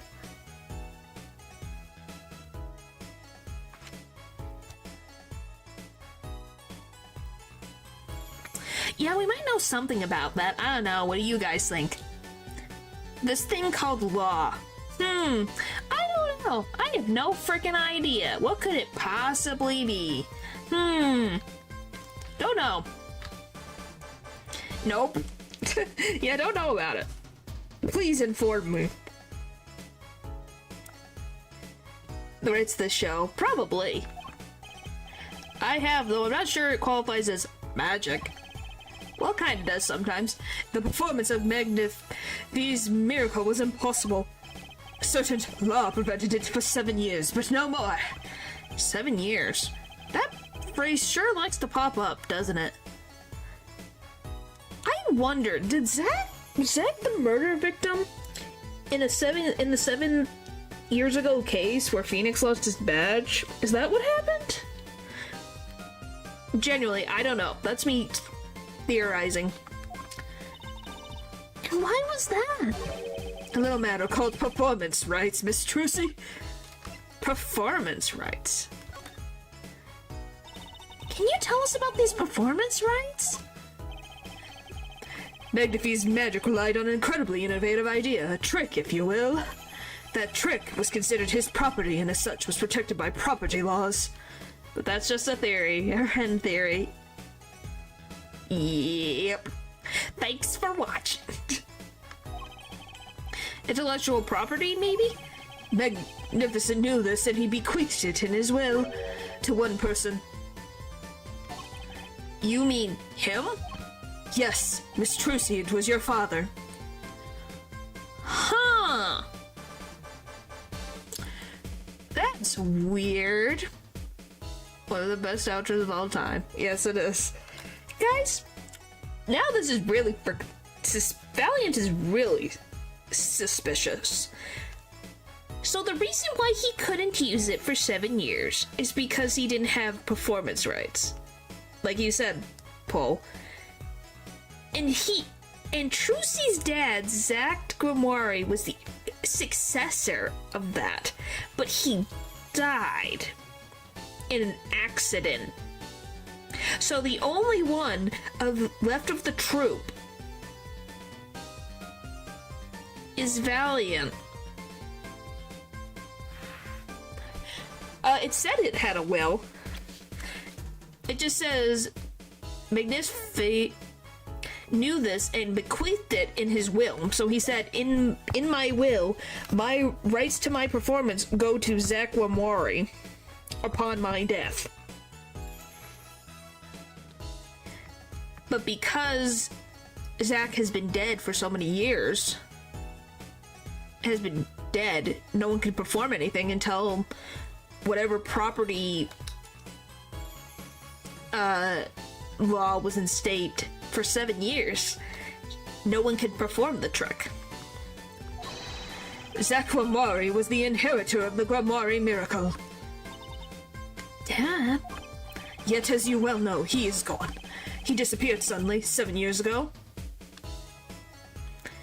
He disappeared.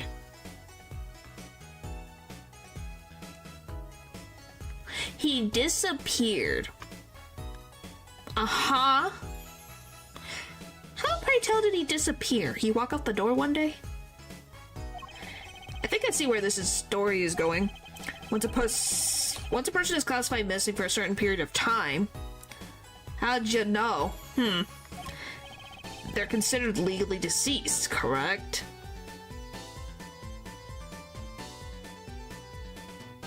Huh. In all absoluteness, those rolled-up sleeves conceal your competence well, young man. Made a magic, he made her dad disappear.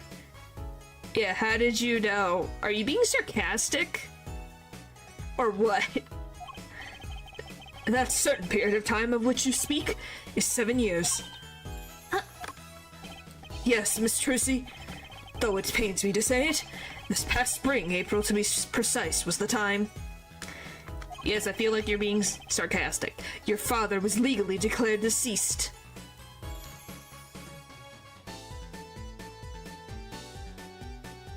But why was he considered... Why is he only missing them? My question becomes, did you went looking for him? For 7 years, did you not look for him? I tell no lies. Sure, Natural. If that's what you want to believe. In the absence of a formal will, the secrets of our mighty Mentor Magnifi passed to me. This was, in fact, stipulated in the will by Magnifi himself. Huh. So yeah, Valen gets to freaking reap the benefits. Dead men tell no tales, that is true. Is that how it works, Apollo? Yeah, it's called death in absentia. He's declared missing permanently. Dad? That's very strange. Oh. Present. Do you? Oh. So, a journalist was here on a story. All eyes in the universe are upon my stage. All pens seek to commit its mysteries to paper. His name was Brussel. Golly. Brushel. I think he remembers him. He doesn't look too happy about it. Brushel, that coy smell of mint when he smiles, yes. Can you tell us more about him? What did he want? I'm scared to meet Mr. Brushel. He looks scary. A man by the name called on me just now. Just now? Valiant's vision is always towards tomorrow. Valiant's feet's always stepped always forward. That is all. That's all? Very confusing. I am to perform a big magic show, yes? I wanted someone to cover it. Yet, he had ears only for that incident. That incident? In any case, I requested that precocious reporter removed himself. So a painter has died, what of it? It is but a footnote in the highlight compared to the magic of Grimoire. Uncle Fallon, do you know where the reporter went? I recommend he visit that place popularized with penalized perpetrators. The detention center? He was a rude individual. Might I see that card? Sure. He would tear apart my respectability. I would tear him apart. Oh, here it comes, Apollo. Uncle Valiant's big magic trick. Is he going to fix the card? Not sure that qualifies as big magic. What happened to the big magic? Yes, natural. Is it not more miraculous for it to stay ripped? You must have really not liked that journalist. Well, we gotta go back to the detention center.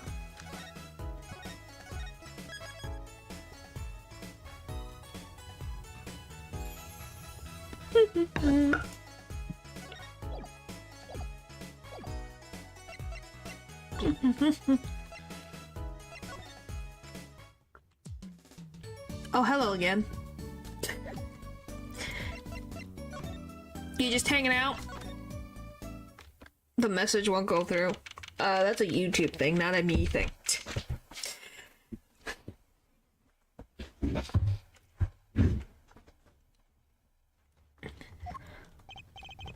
Oh, you're here to see Vera Mersham?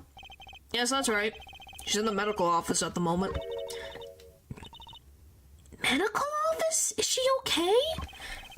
She's just lying down, so she didn't feel so good. I'm sorry, but I can't allow any meetings at the moment. Most annoying client ever. I wouldn't say most annoying. Ron Delight was kind of up there. He cried a lot. Guess we should come back. He was supposed to be here. Basically, answer some questions for your character that I'll eventually add to my fanfic I'm drawing. Okay, so where the frick am I supposed to go? He's not there. The thing's been ripped. Oh, maybe I can ask him about the letter.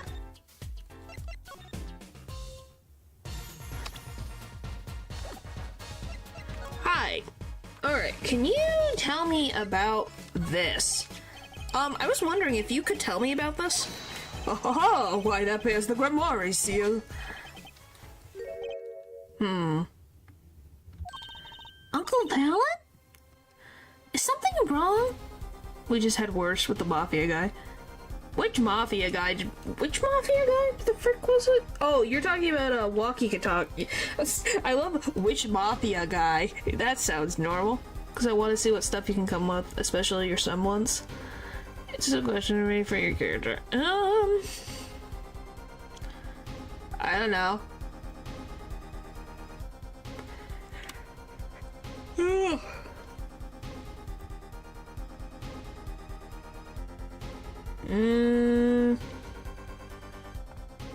It's definitely a quote. Which Mafia guy?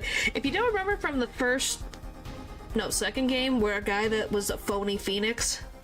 No, I don't have ties to the Bob. What if I made you controlled time? Technically, I guess that works with the funny glitching stuff that happens in these freaking games that I do sometimes. Trucy, where did you get this? Huh? Dad gave it to me. Your dad? My partner, Zakwamori. No, my other dad. Phoenix Wright.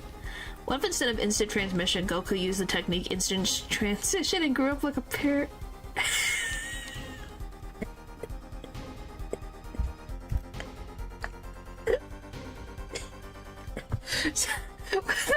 You came in.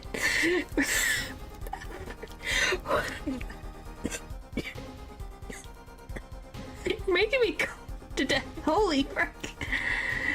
Yeah, you're just like a reappearing comic relief character. Wow, if it's a retry theme. Huh. You see the vision? Enjoying it. Wow. He looks quite distraught when she mentions her dad. Uh-huh. Another banger. Oh boy. Yeah, look at this. Your dad, my partner?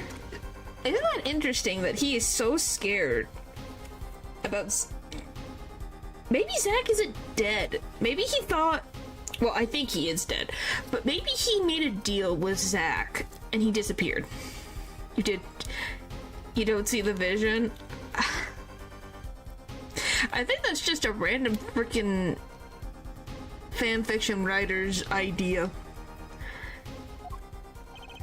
Why now? Why would your lord? Why is he called the... Guys, when did Phoenix become a lord? Why now? Why would your lord, Dad? Lord Dad, that's kind of stretching the whole archaic thing a bit. His signature upon the back, do you recognize it? That belongs to none other than Zekwamari. What? Dad signed this? Might I be so bold as to open it? I'm sorry, but I can't let you do that. Nope. I know how to keep my mouth shut.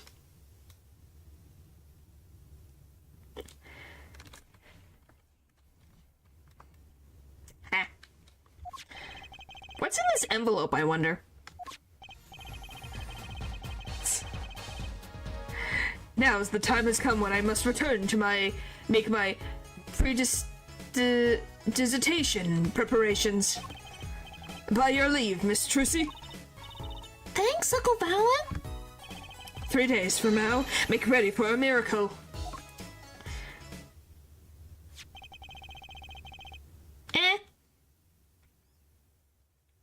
What makes you think... What do you think that journalist was after? And why did Valiant react like that to this envelope? I think it's time to pay the detention center another visit. Oh, so I really just needed to show that. Okay, will it work now? Is the random creepy dude gonna be there? I've never seen him, but based on that picture, he seems creepy. Or is it... Yes, it is still banned. I will not unban that frickin' thing. I think I hear what you're saying. We're all doing it for the money. End quote. No, not at all. Looks like someone's already meeting here. Maybe that reporter? Oh, yep, it's that weirdo. Hi there. How you doing? Who might you be? The thing is, you guys kept it to a freaking level where I'm like, I can't freaking have this in my chat anymore. Maybe I'll unban it one day. Maybe. Not likely, but maybe. What's the wow? People really thought a server with a bunch of people in the mid-20s watching anime girl would be cool. What's the wow? He looks like a mic of a turtle in something I can't say on YouTube. Huh? What does that mean? By the way, isn't it weird that he has the pen and the feather thing just like on the one desk? That's weird. Sorry, we didn't know someone was already here. I'm Apollo Justice, attorney at law. Talk about a nervous monkey. You? You're Justice, you? Anime Homer Simpson. You know me? Do I know you? Of course I know you. Stares down witnesses on the stand until they spill beans. End quote. That's not true. What's he writing? And why is he writing it on his wrist? Isn't he gonna run out of room? Are you a reporter by any chance? Whoa, you're Trucy. Am I famous? Oh yeah. Trucy Wright hates carrying a bag. Puts everything she owns in her underwear. End quote. He is a gossip journalist. Eek! That's so not true! They don't normally let people have those in prison. What? He's not in prison. Just all into your breeches there. I'll wrap up this interview in a jiffy. Interview? So guard, I think I know what's going on here. Guarding rooms is my life. What else could I possibly need? End quote. No? How many times do I have to tell you this? Look, I've got work to do. You deal with him. There's 4 things on his person that could stab someone, not even family can bring them in. Ah. The comb, the pen, the brush, and whatever the feather thing is, because I'm assuming it's not a regular pen.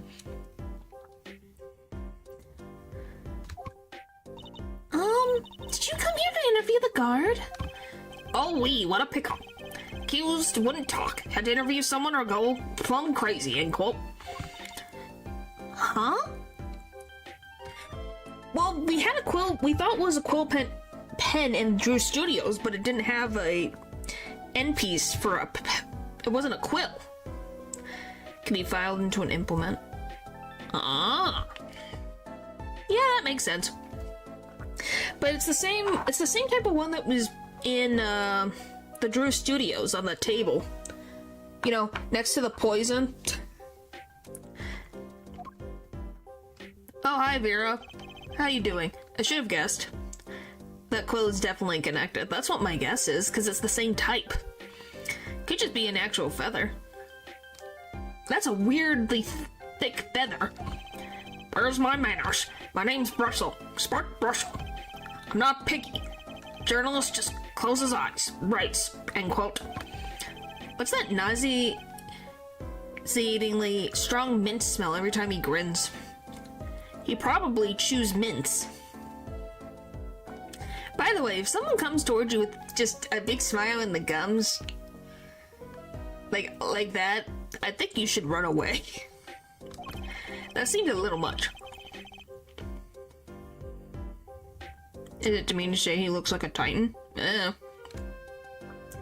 Until you've been interviewed by me, you don't know what thrilling is. Those are just feathers from certain breeds of birds with bigger and stronger feathers, like peacocks. Huh.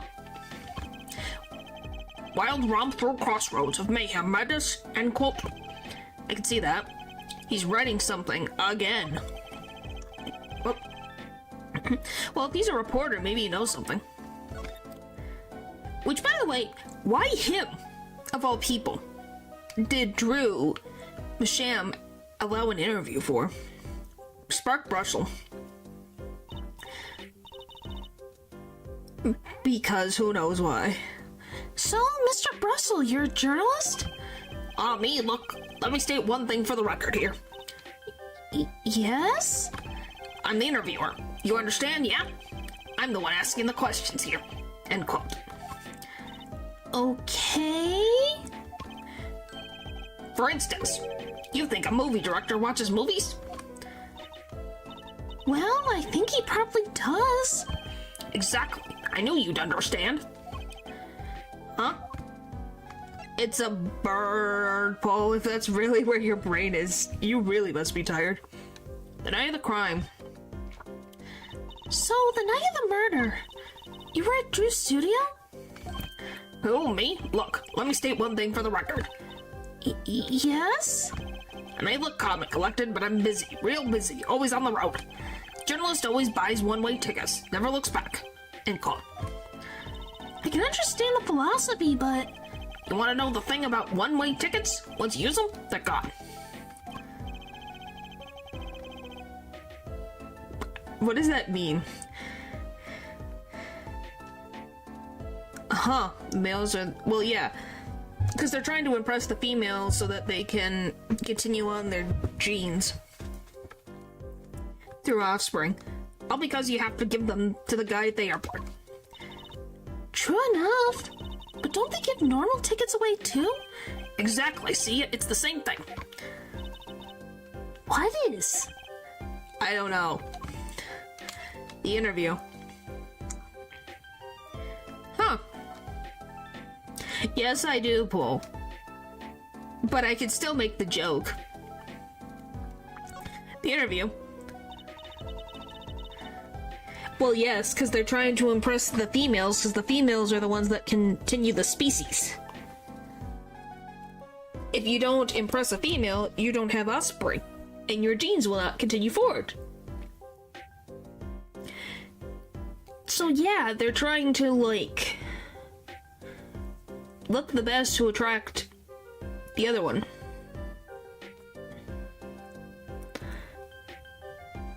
That's how it works in the animal kingdom, for the most part. I don't know if it's every animal on Earth, but who knows?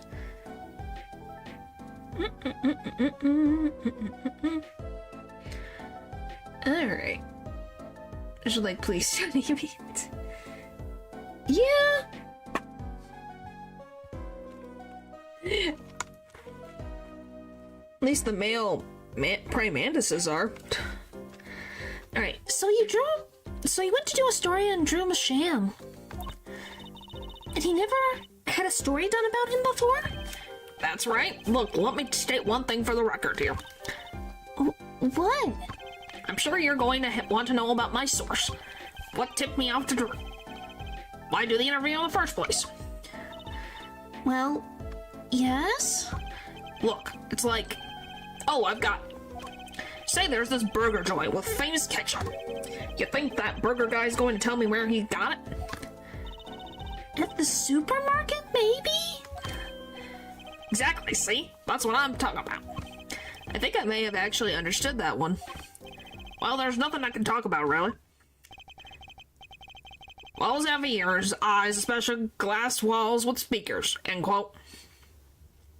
With weird meaning processes, yeah. I just was saying that's the one I know the most about because it's like, holy frick. Right, guess we'll leave then. But since you're here, might as well tell you a tidbit of news I saw. Just for the heck of it. Sure, tell us, just for the heck of it. I remember it's like it was yesterday. I'd seen a movie on a trip and wandered into this burger place with amazing ketchup when an article in a tabloid caught my eye. Famous oil painting stolen from art dealer. Oh my gosh, I can't English. Let's try that again. Famous oil painting stolen from art dealer's gallery. End quote. I believe it was. An oil painting? Happens every day, right? But I thought I'd seen that painting somewhere before. Painting of a giant peach flowing down a river. Someone stole... Holy frick. Someone stole an oil painting of a giant peach. Journalists can smell scoop better than burgers. End quote. Interesting. Alright, let me go on the record. Yes? I know what you're going to say. First, take this. Write this brilliant column. End quote. Stole. James the Giant Peach. Yeah, that's that one. I don't think so. Look, buddy, I write brilliant columns about one thing. And that's food. Try to understand. What could he possibly be writing? He didn't listen to a word I said.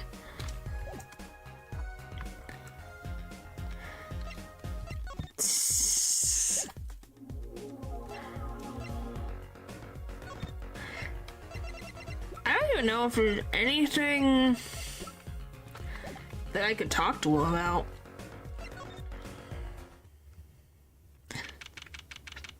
Is Emma gone? Nope, she's back.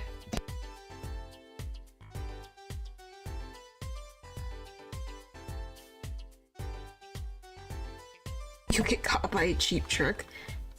Well, how'd it go? Find anything out? Actually, there was one thing I wanted to check with you. It's a Japanese game, probably Kaguya, though. That's the goddess that came from the giant peach, right? I thought it was a boy. Did Kaguya come from a peach?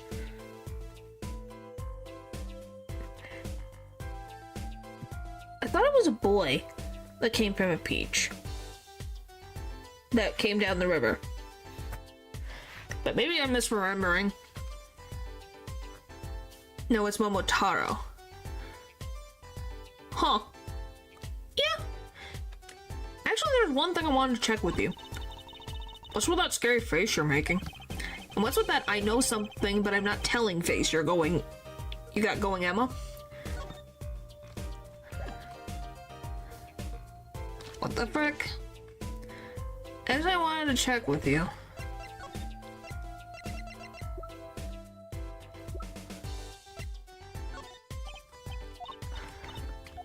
No, it's a caterpillar. I don't think it's the caterpillar.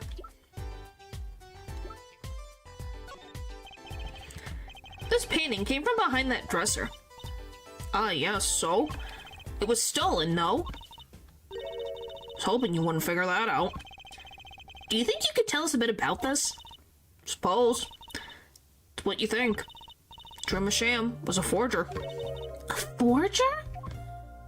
I knew about that, but explain to me. Forger. So what exactly is a forger? Well, basically it's someone who makes forgeries. Fakes, in other words. Fakes? Copies of an original. Exact copy, so precise you can't tell them apart. But why not just photocopy them? The big problem with forgeries is that people try to sell them as the real article. It's a crime, of course. So Drew Masham was... Criminal? I'm afraid so. He received money to create elaborate forgeries. To supplement his work in illustration, I guess. I see. Actually, that's why I brought this here in the first place. What do you mean? And you're trying to determine if a painting is a forgery. The rough sketch underneath can be a valuable clue. So the rough sketch is like a practice for the real thing. Well, yeah. It helps when you're painting something and you have the rough sketch to be like, oh yeah, this is what I wanted. It's a guideline. Like doing a magic trick in front of a mirror before you go on stage. Not in the case of a forgery, not necessarily anyway. You know what the finished product is going to look like after all? Oh yeah, I guess you would. That's why I brought this. I'm going to use it to see what's underneath the painting of the finished pieces. I get it now. Not that I really needed to go to such lengths, seeing as how one of these paintings was only half finished anyway. Still, it'd be neat to see Mr. Masham's rough sketches. Kind of like what he was drawing when he thought no one was looking. True. That'd be interesting. Maybe valuable for our case. You should try buttering her up, Apollo. Florida will get you everywhere, they say. Maybe I should ask someone to help us out.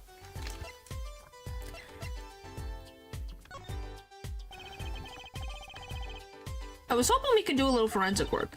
I suppose You must, just this once. Alright. Present. This one. I want to see the rough sketch under this painting. I was wondering if your tool there might do the trick. Oh, fine, fine. Just this time, though. let's check it out.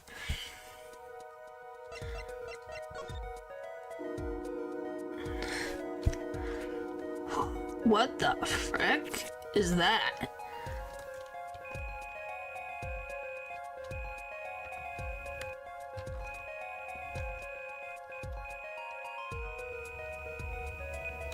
There we go.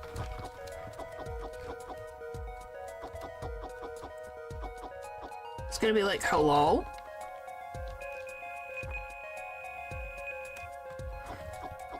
There has to be something underneath this painting.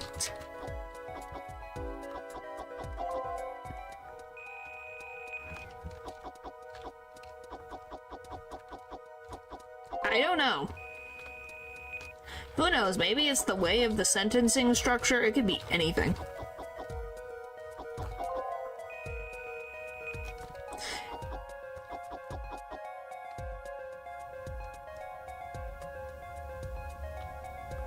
Guys? This is from the first case. Look! It's the first case! Drawing at the beginning.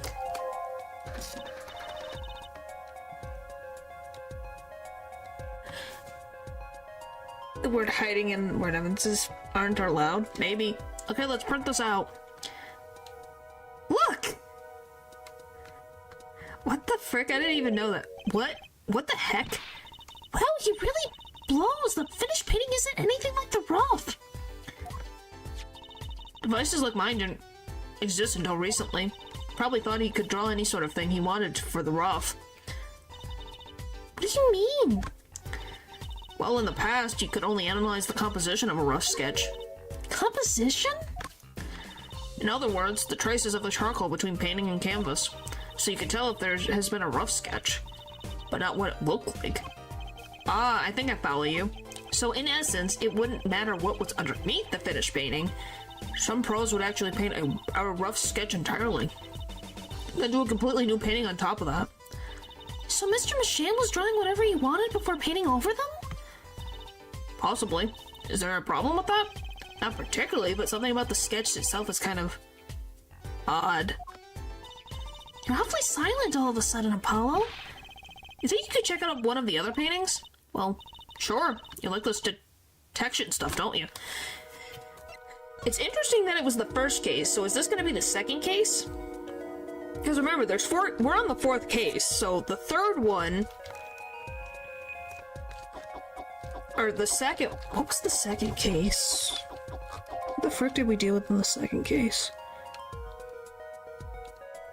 Because Lamar was the third. Who the frick was the second case?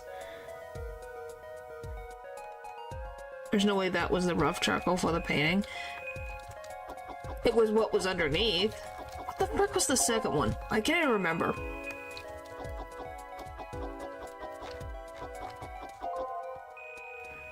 What the frick was the second case? Oh, the noodle stand! Oh yeah! Eldon's noodles and walkie-talkie. Really? That's what we got for the... What the frick? Guys? Guys, that looks creepy as all frick. This one, too. What's wrong, Apollo? You look so serious all of a sudden. You think I could just look at the last of these? Fine by me, knock yourself out. When it is if he painted it, that would take more skill to hide. I think the sketches are the real thing he's hiding. Maybe. Yeah, they're kind of the dark versions of our case. Yeah. And then this one isn't finished. So it has to do with La Mirar and the whole concert. So what's gonna show up on this one?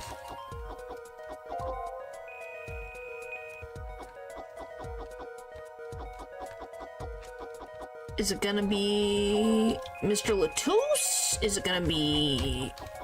What is gonna be appearing on this picture? Like, this is creepy. And really... What the...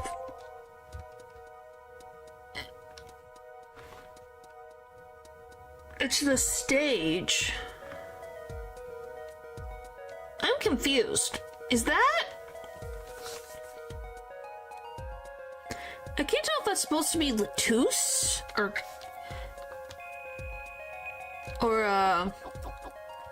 Prosecutor Gavin. What do you guys think?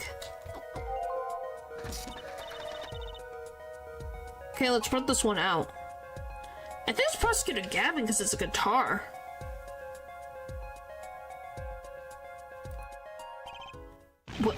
What the heck is all this? I hesitate to ask why you're getting so excited. Blonde playing the guitar, yeah. Good art. Yeah, it is. You sure your device isn't making some kind of strange radiation? Trucy, look at these 3 sketches. Do you not notice anything? Uh-huh. That one freaking creeps me out. The second one creeps me out the most. Now you're both as white as sheets. What's going on? These sketches are of 3 cases I worked on. Thanks. Great. Another one to add to the pile. What? The murder of the poker room at the Borschwitz Bowl Club. The dead man pulling the noodle stand. And then... the events that transpired during the Gaviniers concert. What could it mean? How could he have drawn those things? And why? That's what I want to know. Wait, is Drew Masham your father? Give me a break. Does that even remotely possible to you? I don't think so. I don't know. Does this guy look like Apollo?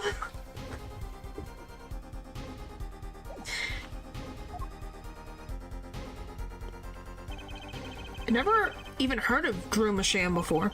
I hadn't even seen a picture of him. But there were my cases drawn on his canvases. Every single one of them. It couldn't have been a coincidence.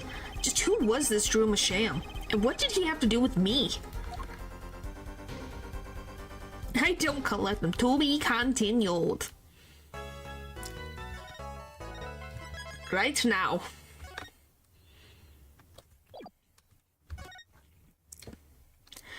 Oh, we're in court. October 8th, 9:48 a.m. District Court, Defendant Lobby number 6. I think you're just... Dylan, I think you're just playing with fire over there. Good morning. So you're Vera, right? I'm Trucy. Trucy Wright. That's right with a W, but not right. Right? We're on your side. You tell us anything. Please? Good morning. She speaks. Painted looks like the art from that period. Ah. I guess. Not bad, not bad. But I think you'd do better with a little smile, you know? You're so pretty. You need to sell yourself, you know? What the frick, Trucy? Trucy, let's take it easy for starters.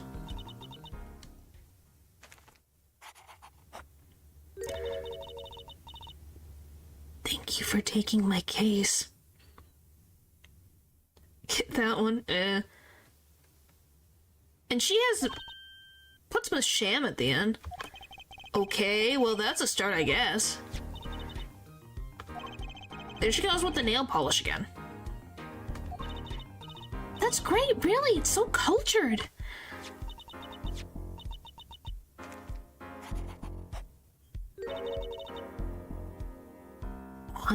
Want to try? Oh, really? What do you mean, girls? What the frick, Apollo? She's talking. Be happy that your client, who was silent all day yesterday, is talking. The victim, Drew Masham, was a forger, and a stolen painting was found in his studio. Draw one painting, I guess. A life of crime, really. And maybe one that led to his death. Natural. I think you just need to... Oh, boy. October 8th, 10 a.m., District Court, courtroom number 3. Blah, blah, blah, blah, blah. Well, we'll now, begin the, trial of... Vera Masham. Is the judge okay? His voice is all raspy and he's looking around all nervous like.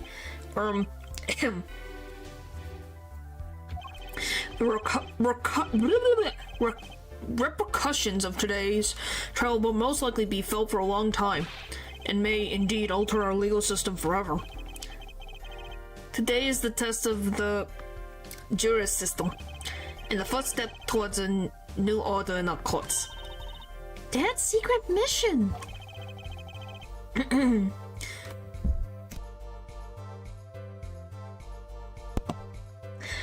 Repercussions.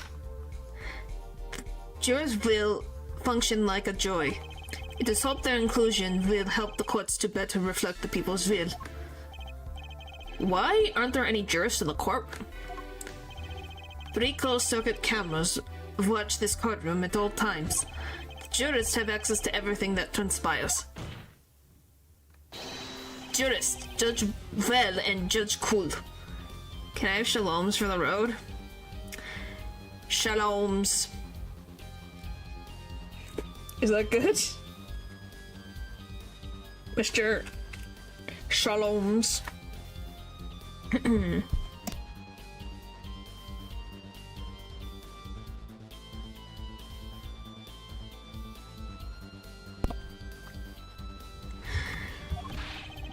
Now see here, Prosecutor Gavin.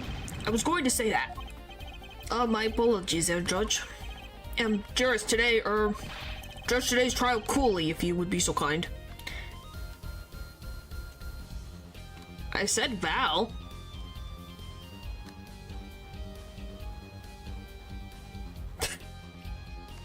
There you go.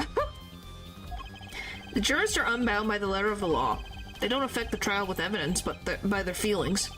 And we're about to find out just what effect they're going to have. Farewell, Prosecutor Gavin, the details of the case, if you would. The victim is painter Drew Masham. He was killed in his own studio. His coffee was poisoned. By whom, you ask? By none other than the defendant, Vera Masham. There wasn't any poison in the coffee. Someone has been doing their homework. Indeed, poison was not present in the coffee, but on the mug itself. The mug, old residue found on the rim, I see. The autopsy report describes the manner of a victim's death. The court accepts this as evidence. Death by ultraquinine poisoning. Estimated time of death, 9 to 9:30 p.m. According to this report, the victim's death was caused by ultraquinine poisoning. Chemical compound that does not occur naturally. Lethal dosage is a mere 0.002 milligrams. A touch of ultraquinine in the body is the touch of the Reaper's scythe. I can't believe I said that in the freaking German accent and it still worked. Victim's name, Drew Masham, 52, male, time of death, October 6th. Cause of death.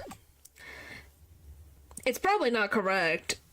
I don't want to look it up. I feel that I'm going to be questioned by the FBI. Why are you looking up this random poison? Farewell, Mr. Gavin. You may present your witnesses. Quinine is used to treat malaria. Huh. I have for you today a simple man for a simple case. A man who witnessed the murder in its entirety. Question more is usually better, isn't it? I guess. Usually? Maybe? That journalist, no doubt. The witness will state his name and occupation. Alright. Well, for starters, my name's Spark Brushel. My job is lone observer of the world. This is sometimes more. Yep. In other words, a freelance journalist, right? If you don't mind, I'd like to state something here for the record. Yes, Mr. Brushel? I dislike conclusions, specifically the aspect of jumping to conclusions. Preconceptions make Park's sandbox of endless desert waste. End quote. Well, yeah, but which one is an actual telltale sign that he's lying? Or hiding something? You said so yourself yesterday. Well, that's true, yes. But you must understand, I stand before you today a man with a dream. I'm offering you my testimony in exchange for exclusive rights to the story.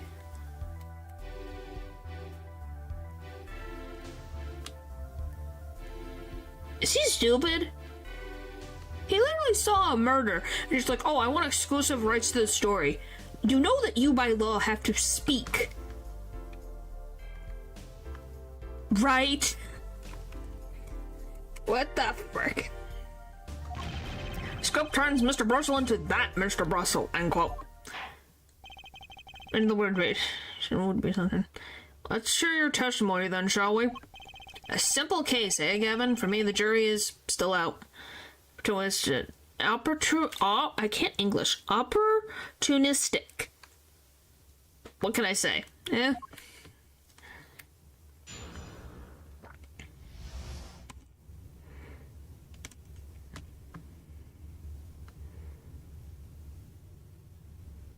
Journalist story. I visited the studio around 9 o'clock that night to do the interview. The first outsider to enter the altar.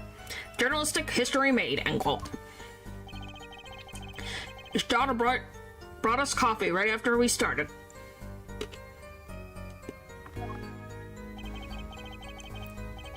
And you know what happened next? Star falls, end quote. No one else entered the room beside her the whole time. It does sound like a simple case. Unless you were one of those who poisoned him. Well, whatever you're saying, Judge. Yeah, remind you the cameras are rolling today. I felt the need to be a bit dramatic. You didn't do it, did you? Me do something like that? Oh, come on, that's like newsmaker making the news, end quote. Or even contemporary witch hunt, end quote. I know. Wild accusations rock courtroom, end quote. Rock, indeed. Prosecutor Gavin sure looks like he's having fun. Probably because he doesn't like the reporters. Well, I shouldn't say that. He likes attention, but I don't think he wants the attention from this dude. I'm so happy for him.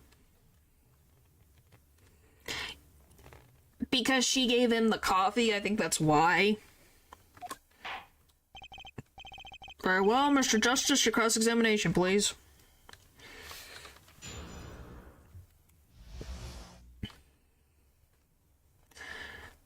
Time to use our brains. I'm in the studio around 9 to do the interview. And it takes 15 minutes for the thing to work, but time of death estimated 9 o'clock to 9:30.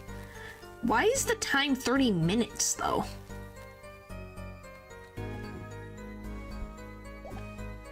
Hold it!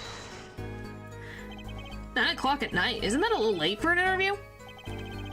If the great painter Drew Masham says come at 9 o'clock, believe you me, I go at 9 o'clock. The first, as it turns out, last interview was such a prolific painter. Right, can you tell us what it was like when you arrived? First outsider into just journalists made history, end quote. You were the first reporter ever in Drew's studio? Posterity will look back on that night as a turning point in journalistic history. A basic insignificant step for all mankind. But a giant step for that Brussels guy, end quote.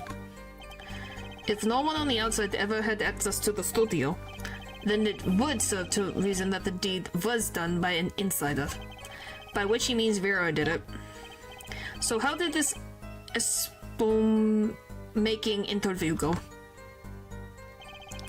Shower bros coffee right after we started. Would you mind being a little more specific? Oh wait, let me tell you, I enjoy Copa. In fact, it all began when I was in 3rd grade. No, wait, 4th grade. No, that's not what I meant. I believe I know what Air 4 is driving at. This coffee the victim was served. Did anyone other than the defendant touch it? Right, that's what I was going to say, really. Well, now, if you got a question to ask, you best straight up ask for it. That's what I tell all the new recruits, several times, if necessary. Right for a grade schooler. That's my motto.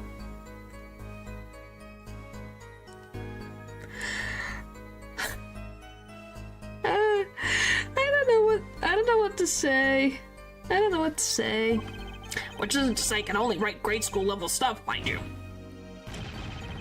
Who touched the coffee? Don't know. I was in the back, looking at the studio's equipment when she served it.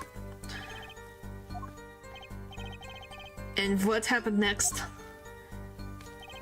And you know what happened? Star falls. What's this about a star falling? Star falls, huh? Sounds like an old telegram. Send money over.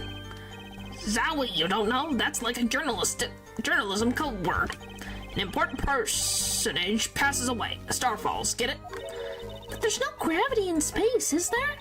I wouldn't think stars would fall, really. Well, they do. Does this matter? Oh boy, this is good stuff. Good stuff. How about star breaks? Nah, lacks punch. I know. Star dies. Nah, lacks imagination. Of course, you could go with Drew dies, straight to the point. I like it. I think we need to hear about something a little more substantial. The moment of death, the star's coffee.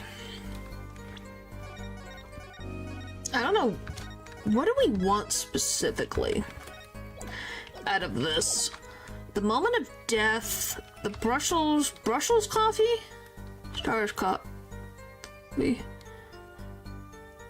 Why? Well, Brussels isn't touched, so I guess we'll ask. So, you drank the coffee that Vera served you too? Of course. When someone serves you coffee, you drink it. That's what my old boss always used to say. Never did get what he meant by it, though. But you're still alive, which is to say you didn't die. Of course not. No point falling before you're a star. End quote. That's not exactly what I was getting at. What were you getting at, son? You know the poison was on the rim, not in the coffee. Oh, yes. There were 2 cups on the tray she brought. One of the cups had Drew's signature painted on the side. No chance the guest would take that one by mistake, I guess. Well, Mr. Justice, was that testimony important?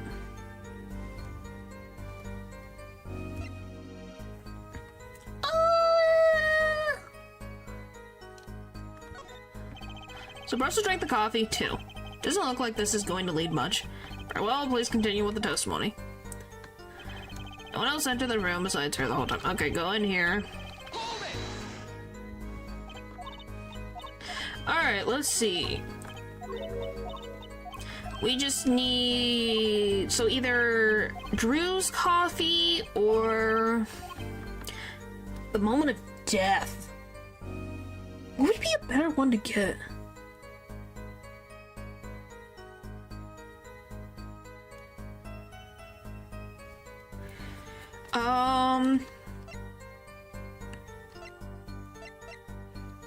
Just the moment of death.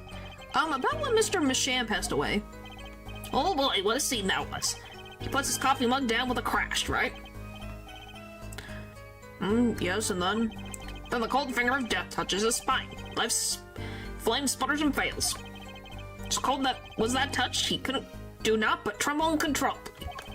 Actually, life's flame is a little tired. Life's river froze over. Yes, that's a go. I think he's starting his article already. Could you describe that a little more simply? Well, as you can imagine, I was pretty surprised. He hit the floor, as they say. Artist's seizure in his final performance, end quote. Astralquinine terrorizes the central nervous system. The body arches back like a bow. The limbs tremble, the throat burns. That's quite enough of that. Some of us want to be able to sleep tonight. Oh yeah? Well, I want the details. Lots of juicy details. For that, you can listen to our last year's hit single, Astroquinine, My Love, by the Gavinias, available at all major music outlets. My God, she did a promotion! He did a promotion in the freaking case. Really, Kevin? Really? The point here is that the victim died of astroquinine poisoning. Well, Mr. Justice, how did you find that testimony? Oh, I don't know.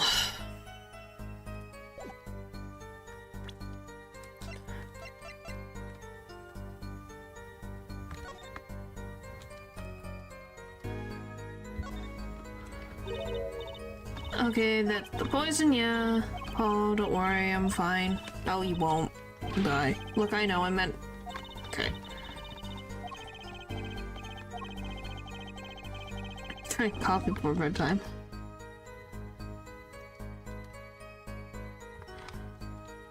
Whee! I don't know. This doesn't give me anything really to work off of.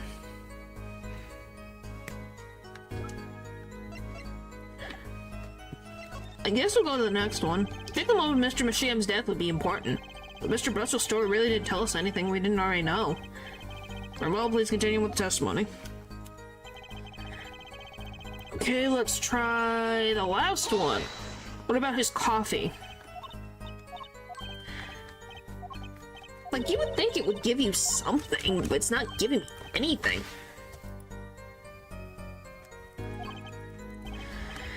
Like, at all.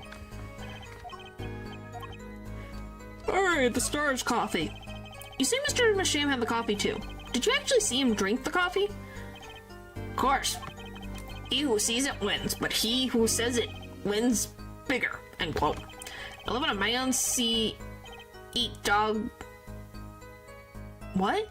Man sees dog eat dog and writes about it world. Yet. I guess I can't say I saw him drinking it, really. He had one so-called sip, if that. Man puts lips to mug, drinks,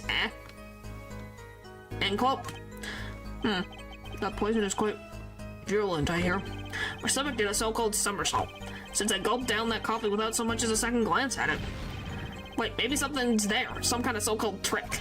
Anyone want to venture a guess? For the record, does this guy have a pause button? Yes.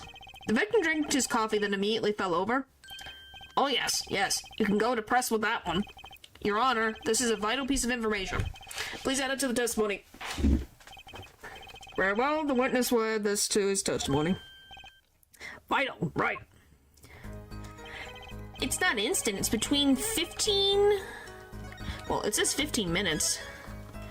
So how did he just fall over? He had one sip, if that. Next moment, he was on the floor. Objection! Really?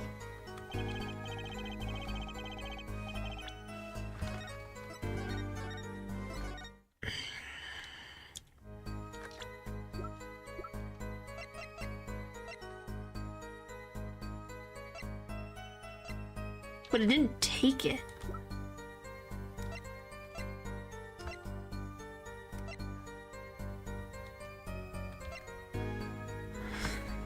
I thought I would take it, because I'm like, it's like you got 9 to 9:30, so why didn't he instantly die?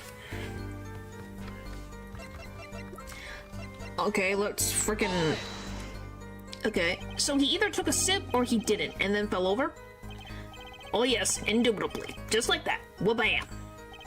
So Mr. Masham drank the coffee and fell over immediately. I think Brussels telling the truth, too. Should I get him to talk about something else? The moment of death, Brussels coffee. Wouldn't if you make it just what the frick? There's no real need to change the testimony. The problem with this testimony is already pretty obvious. Yeah, but what the frick do I put for it?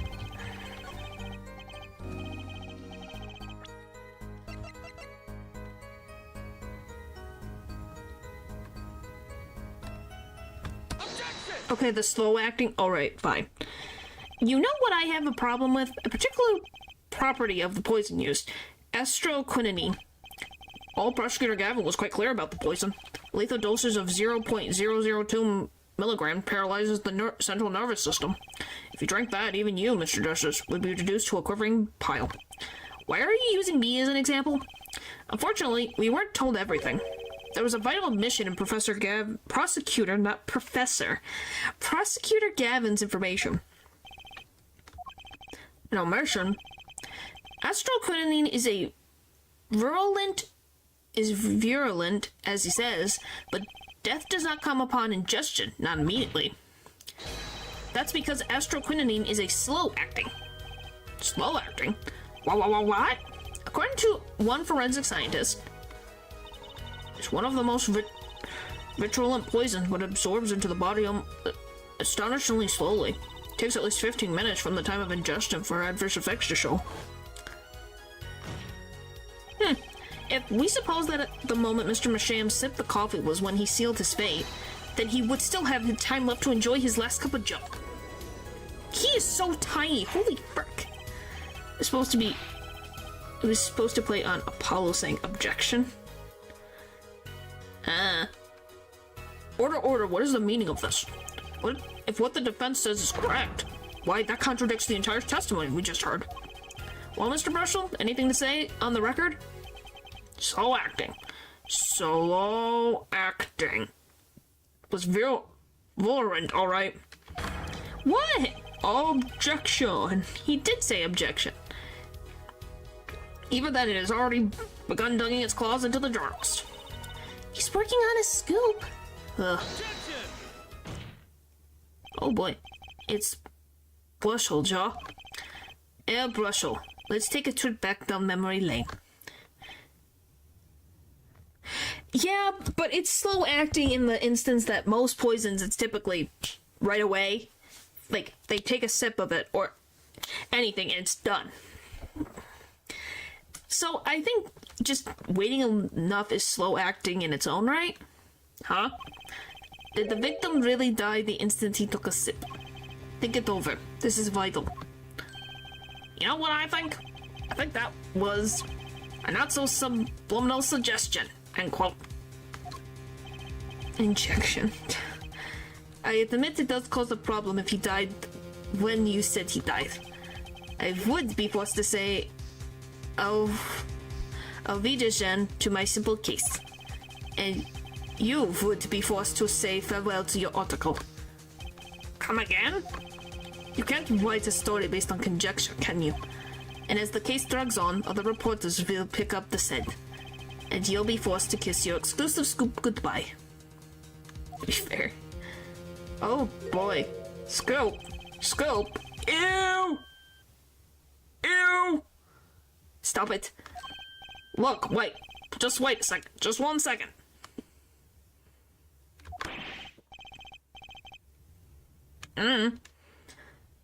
We're waiting, out with it. I think I just recalled a so-called important detail. Revival of recollection, end quote. Story survival, end quote. Attorney's utterly confused, end quote. Actually, I did notice something when I visited the studio. Heard of poison that takes its sweet time, see? But not what I've been saying for the last few minutes, apparently. Mr. Brutzel, are you saying you noticed something that explains what happened? Yeah, you see why I say it's gross. Like, why? You bet I am. The antidote for a poisonous contradiction, end quote, you might say. Or, I still have no idea what you're talking about, end quote, I might say. I figured it out, but only after an in-depth interview. See, thanks to my journalism skills, I know who poisoned that coffee. You know what else is an immediate acting poison? This guy's smile? Or his blinking?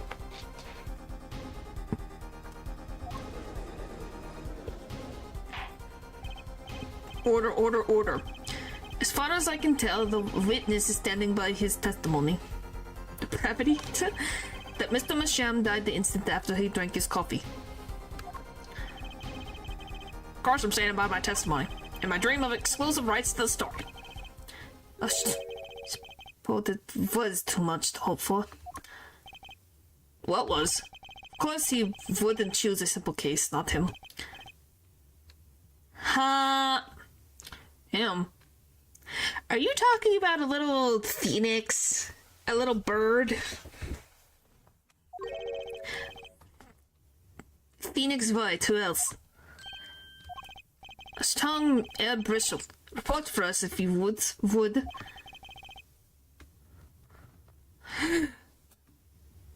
What is it that you noticed?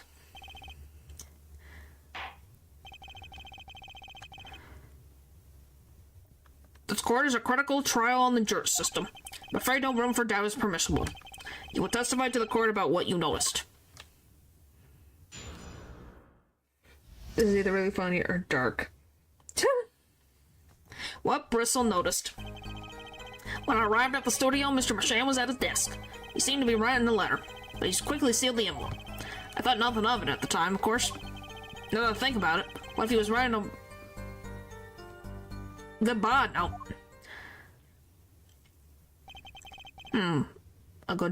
A goodbye note? Yes, he had this look on his face. Man's face inscrutable as a quadratic equation, end quote. Dying? Poor Mr. Masham. But that means Vera's innocent. Would someone die in the middle of an interview? Oh. Very well, you may begin your cross-examination.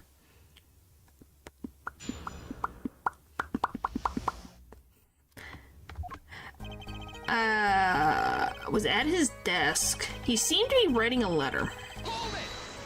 What color was this letter's envelope?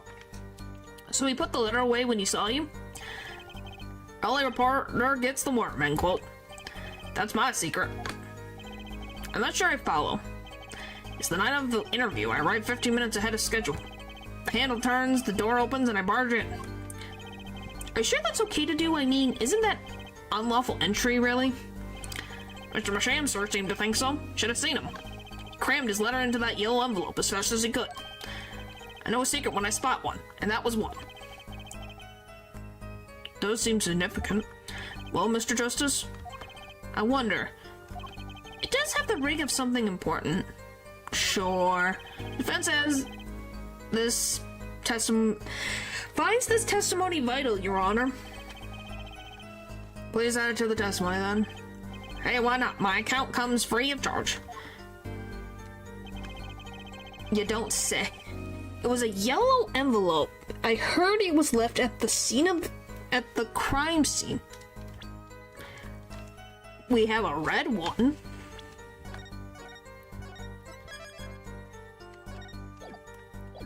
And also, why would he be writing something from 7 years ago?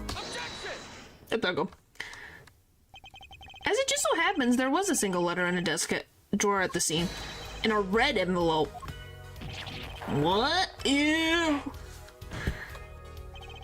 Prosecutor Gavin. Yes?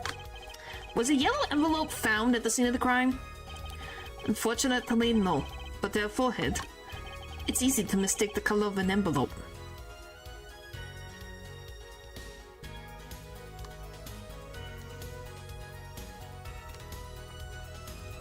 Ha! What do you mean? The colors red and yellow are very different. Unless he is colorblind. Then there's no reason that he would confuse them. Wow, Val, we're on the same page. It's like, is he colorblind? Because then that should be stated for the record that he is colorblind. I guess, but not this envelope. You see, it was postmarked already, 7 years ago. Oh, Mr. Brussel? Can explain that. True, right? He wanted to get that letter in an envelope, pronto. Get it out of sight, out of my beady eyes, right? So he grabbed the nearest envelope and crammed it away. And what was that about the whole red and yellow envelope contradiction, chump? Well, Mr. Justice, have you anything to say to the witness's claim? That night, the victim put a letter he had written in a red envelope. It's impossible. That's possible. I liked your expression, so full of confidence. It's simple, really. As it just so happens, the defense team investigated the contents of this envelope, with the assistance of a forensic scientist. What? Note that this letter is addressed to Drew Masham. Oh? So why would he be writing to himself to say, oh, I dropped off the money? Why would he be doing that? Why would he address a letter to himself? Let alone send a goodbye note to himself. I've been scooped! Order, order, order. Mr. Brussel, can you explain this to the court? Oh my. How could I have forgotten? I suppose this happens to the best of us. Reporter gets old. Forgets lots. End quote. I'm still waiting for an explanation, Mr. Brussel. Well, that's the thing, see? After he puts his letter in the envelope, Mr. Basham sat there searching his desk drawer for something. His desk drawer? Yes, a stamp. So-called postage stamp. End quote. A stamp? Whatever for? Well, to mail his letter. What else? And then, why yes, I think I saw him put it in his letterbox. Yes, it was a yellow envelope. And he put it in that box. But there was nothing. So who took it? Hang on, I didn't read that. Well, apparently this yellow letter has nothing to do with the case. Oh, how I wish it did. Just think of it if that were a note. Goodbye note. What a story. Star writes goodbye note in front of reporter. False. End quote. Harriman, as I was saying, that has nothing to do with this case. That said, yes, Your Honor? It makes me wonder about the contents of the red envelope.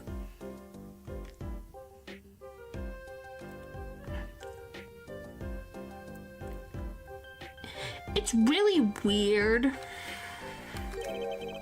$100,000 is quite a good deal of money. Quite a good deal of money. So this was from 7 years ago, yeah? What do you have going on, sir? Obviously, you know something. You think he's connected to the frickin' forging? Oh, am I finished? Here, I mean. Am I finished here? No. I was thinking of, going home to start writing. No.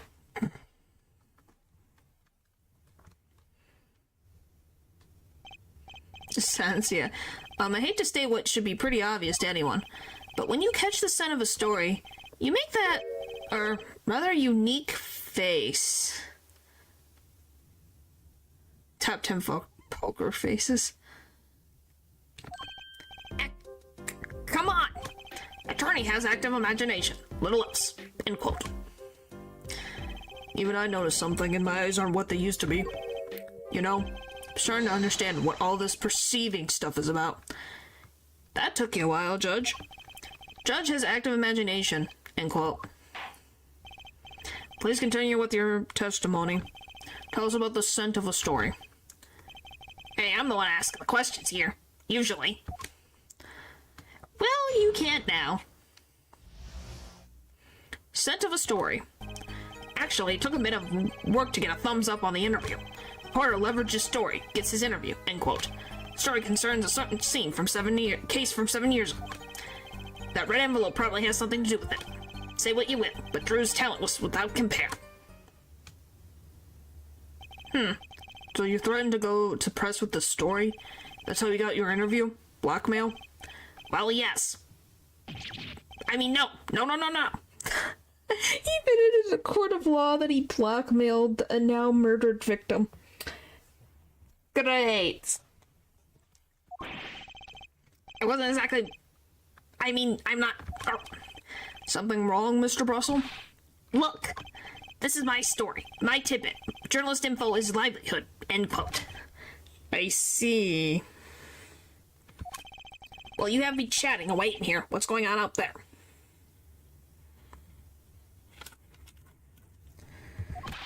What if some Wally Waldsworth or Sally Scooper gets wind of my story? They could be going to press while I'm going to waste. The court feels your pain, Mr. Brussel. Mr. Justice, let's pick up the pace. Certain case 7 years ago. Wait, 7 years ago? Everything seems to be happening 7 years ago. Actually, took a bit of work to get the thumbs. Oh, we got the bracelets reacting. Porter leverages story, gets his interview, end quote. Case from 7 years ago. Now, ain't that suspicious? Now, what the frick's gonna be his, tick? Let's see.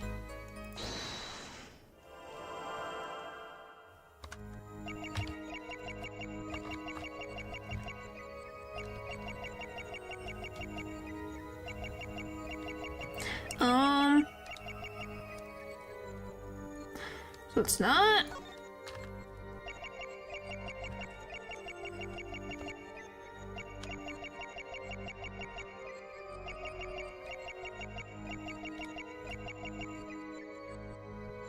I don't see anything there.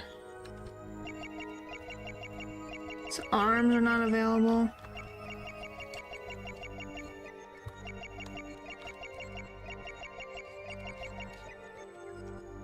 Maybe it's eyebrows?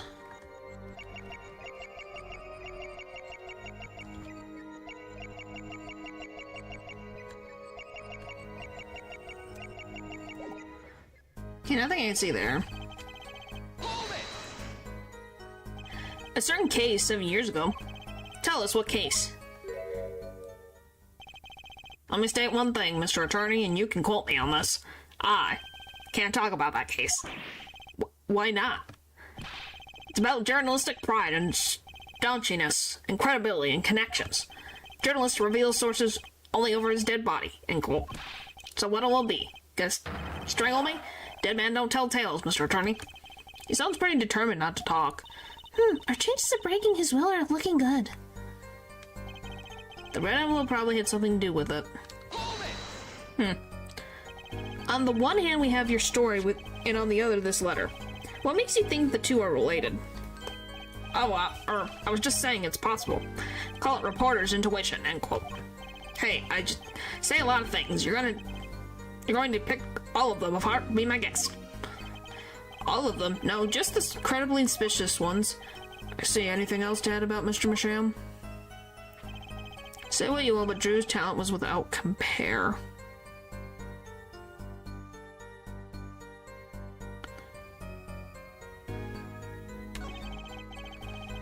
Let me see something.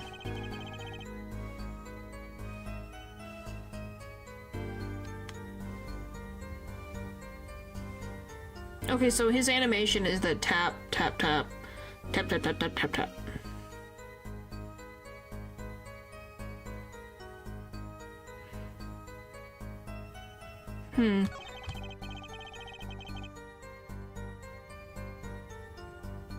Don't see anything strange.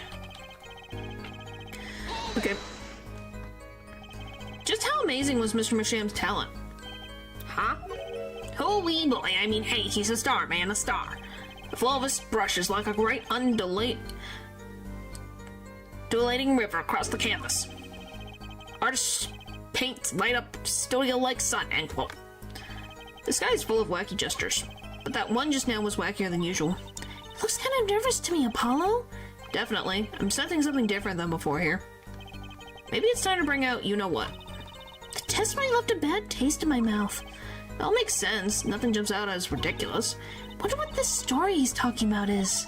Must have been good to get on an interview with a famous recluse like that. Something powerful enough to drag Drew Masham out of hiding. I wonder. Might have something to do with Mr. Masham's art. Actually, it took a bit of work. Okay, let's see. The victim, Drew Masham, had an aversion to reporters? Boy, I guess. Not even my considerable charms did much for him. Until I finally got my thumbs up, that is. Maybe you can elaborate on that a bit for us? Alright, reporter leverages a story, gets his interview, end quote. Exactly what sort of story was this? Oh, a little one, like I said. Nothing more, nothing less. Nothing in between, end quote. Might as have suggested I had a lead on this particular story. But I didn't threaten, or cajole, or anything, honest. So a suggestion was enough to get an interview? Mr. Masham must have been really wanting to keep it under wraps. The story concerned a certain case from 7 years ago. The envelope probably had something to do with it. Oh, I didn't mean that. Whoopsie. I was trying to hit T.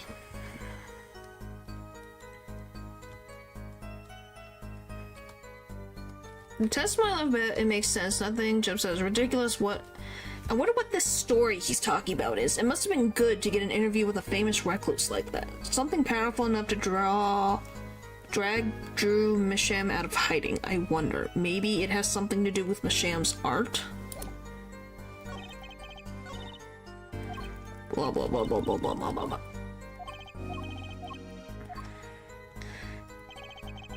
I love that I have to go through this slowly. Okay.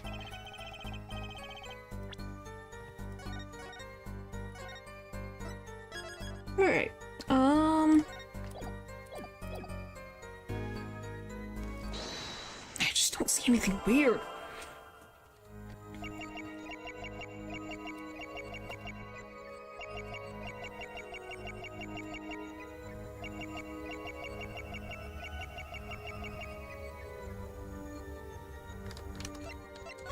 Do you guys see anything weird besides him being his normal weird?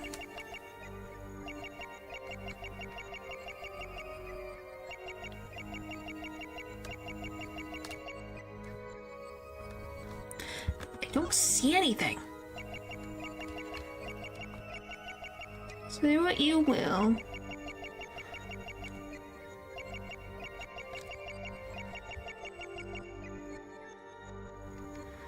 Maybe the feathers on his chest? Let's see.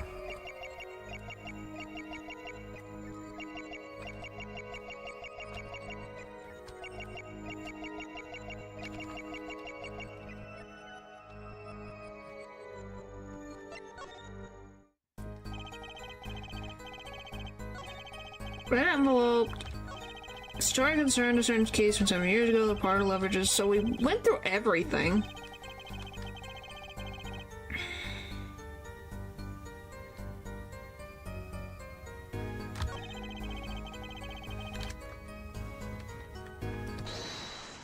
Try this.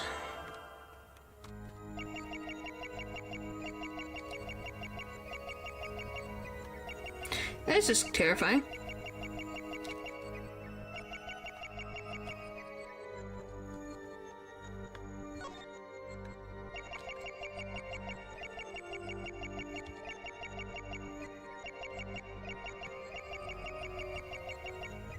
Nothing there.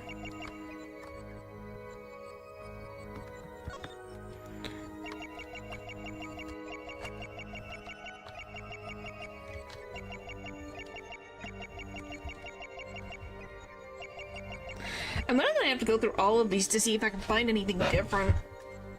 I don't see anything.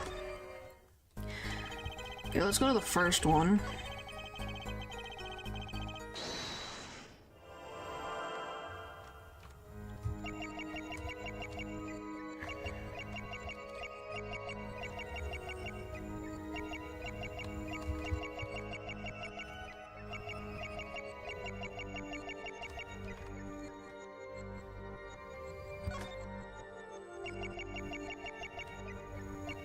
Took a bit of work.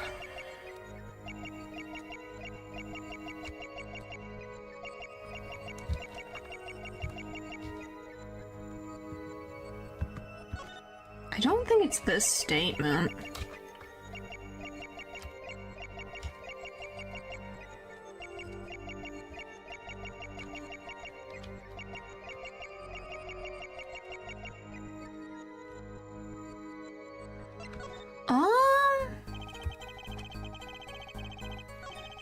Porter leverages, we read that. Starting a certain case from 7 years ago. Let's look at this again. Or, certain case, 7 years ago, tell us what case.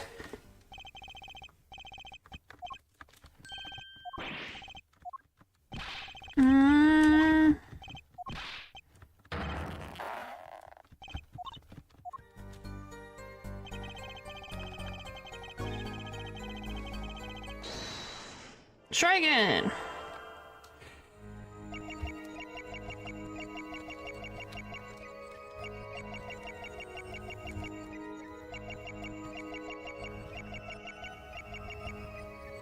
I wonder if he twiddles with the brush in his hand, maybe.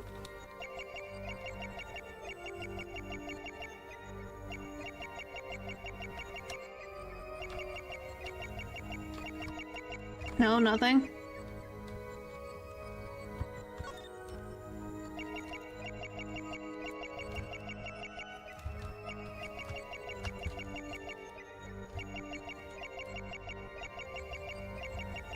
You see something happen with his wrist?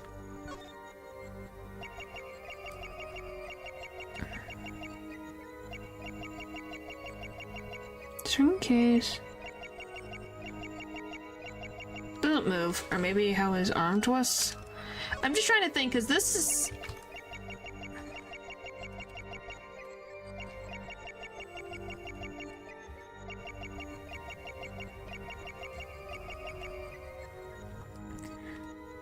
Wait, is it what I think it is?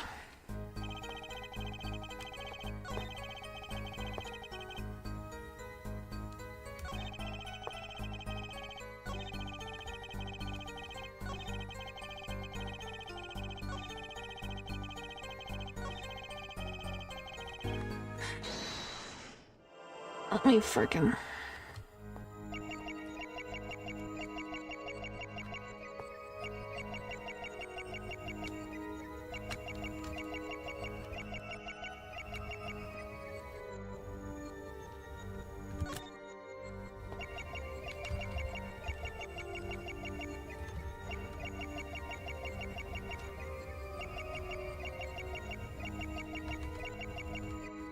No, alright.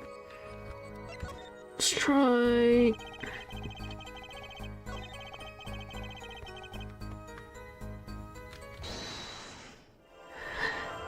is it what I think it is? I hope it's not, but it probably is.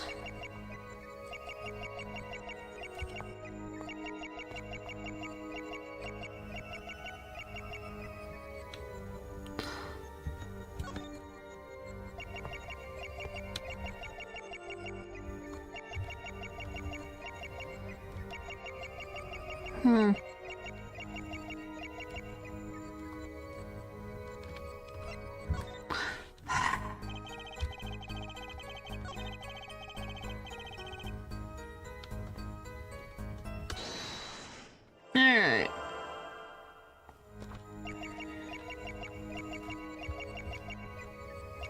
There it is. Ew, it is the frickin' it's the frickin' gross one. Swap that, Mr. Brussel? Yeah, well, a man can't help his glands, you know? It's more than that. When Mr. Masham's talent was mentioned, you suddenly began to sweat buckets. Hiding something about his talent. What? That's ridiculous.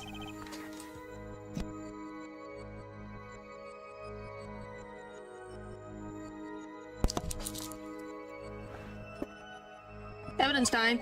Let's show where Mr. Masham's true talents lie. It just so happens I have evidence showing the talent mentioned in the letter. Yeah, it's gross. I can't help but wonder what the card's supposed to conclude from this evidence. Oh, other than that you've made a horrible mistake? Let's try that again. All I have to do is reveal what Mr. Masham really was. That shouldn't be so hard, right? It just shows the talent mentioned in that.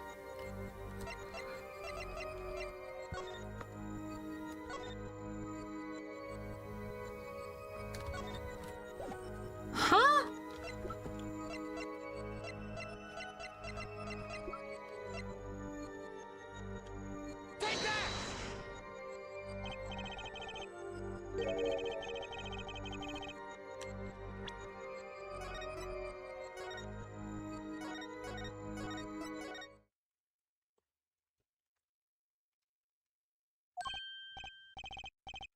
Oh, it saved me. Ha!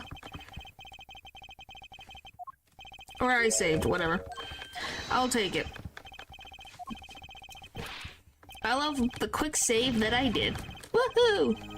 Where Shame's true talent lie? It just so happens I have evidence showing the talent mentioned in the letter.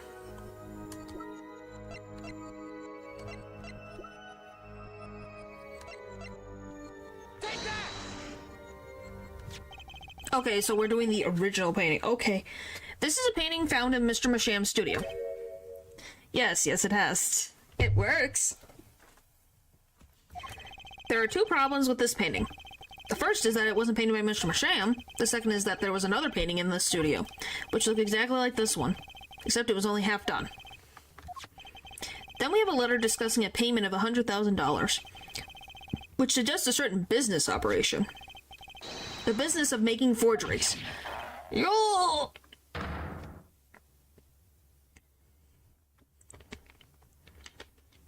That's creepy. That is all, Your Honor. Everyone, please, everyone. Can we keep this private, please? This is my story, my scoop. Forgery, that's a serious crime. Drew Masham is known as an artist these days, but there were rumors he dabbled in another kind of art until a few years back. Another art meaning forgery? Drew Masham was talented, alright? Talented at making precise, detailed things. A fact that certain criminal elements were quick to discover. Criminal elements? What? You can't seriously be talking about... Exactly. I'm talking about forging evidence. The rumors started circulating 7 years ago.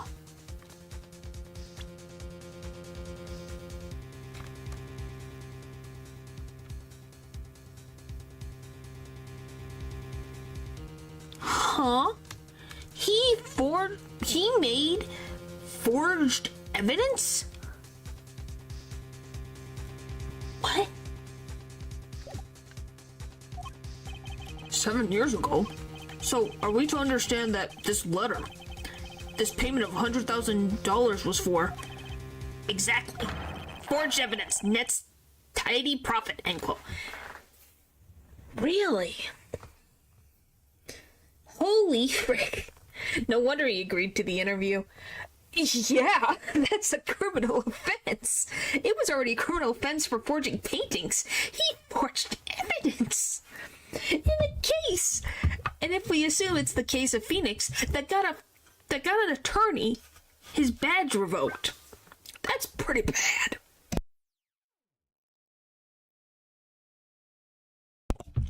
That's really bad. Or if he covered up a murder. Let's see. Holy tamales. Order, order, order. Why, it's like our victim was living a double life. Aha, this is my chance. So the victim had ties to the criminal world, right? He could have plenty of enemies we know nothing about. This is my first time hearing of this criminal word.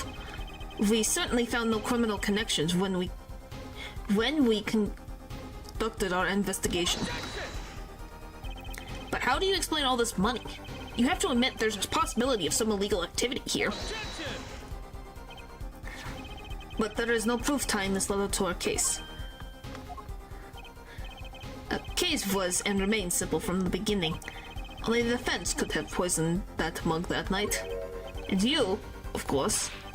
Hey. The only thing I poison is my pen when I'm writing reviews. Mr. Brussel, your testimony to this point has been quite unreliable. It doesn't speak well of your reporting. Actually, come in. What are you talking about? My journalism is rock solid. Journalism so solid you could stand on an elephant on it, end quote. In any case, let's hear a summarized recap of your testimony. If we can ascertain the situation in the studio from the recap, the trial's over. Apollo, what is he talking about? Cross-examination showed Mr. Brussel didn't have the reason or means to poison him. As long as there's no other suspects, then the killer had to be Vera, that's what. The next testimony is our last chance. Mr. Brussel, your testimony, please.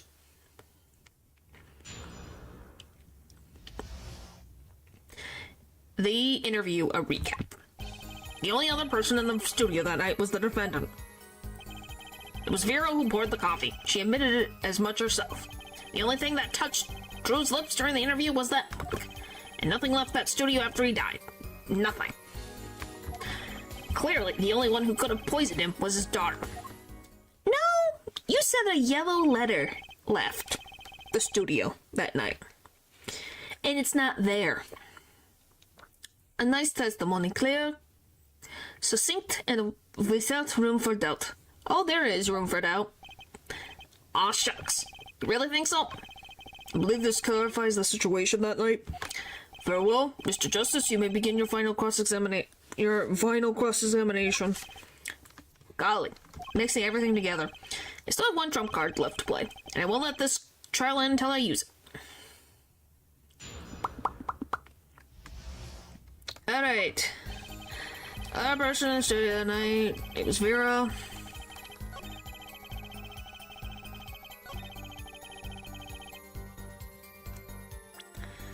Which makes you wonder. Now that I think about it, I think I know how else he could have died. The letter says, sign the papers and send in the enclosed envelope with the enclosed stamp within 3 days. So he could have got poisoned from the stamp or the envelope. And since the thing is and since this portrait tiny frame is measuring 2 inches by 2 inches, wouldn't a stamp fit in there? So the stamp the entire time he's been keeping it in there. I don't know. I don't know anything much about this case except for like the first little bit. I don't know he forged evidence, so we're in all new territory for me. Not one thing, you sure? Yep, sure as it can be. Well, with one exception. One exception, what? Journalistic spark Brussel does interview. Leave studio. End quote. Ah, come on. It's a joke. Get it? Not funny, I know, but still. Did something leave the studio that night? Why does that sound familiar? Where have I heard something like that before? Now that you've proven our witness is a comedian of sorts, I'd like to turn her defense attorney before returning to the testimony. Do you have any idea what, if anything, might have left the studio that night? Just one thing. I think one thing might very well have left the studio that night, actually. A certain something that has vanished from the crime scene. By which you mean something other than our witness? Of course. Don't tell me. Vera Michelle? Believe me, any comic relief I may provide is entirely unintentional. Then let's see what you got for us, Mr. Justice. Well, this thing wasn't at the scene of the crime, so I can't really show it to you. But I do have evidence that shows it could have been taken from the scene.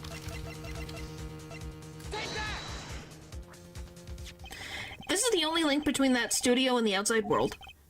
Letterbox? What did Mr. Russell just tell us?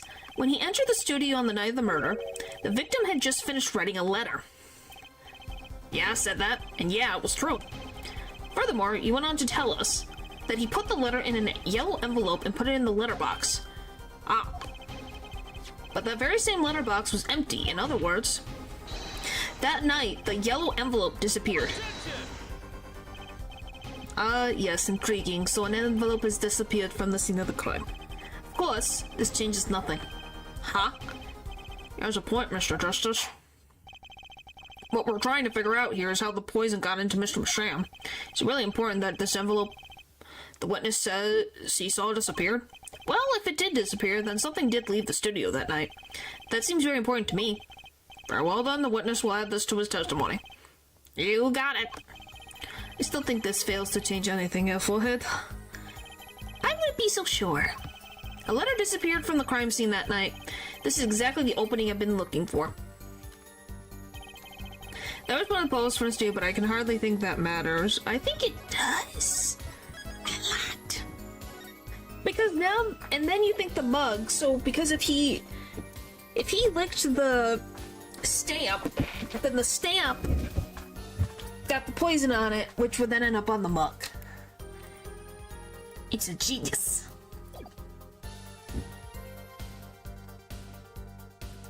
That was one of the post buzzes, but that hardly matters.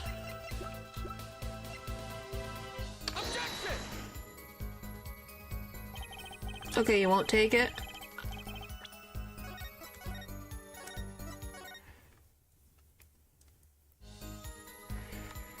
Alright, let's just do this.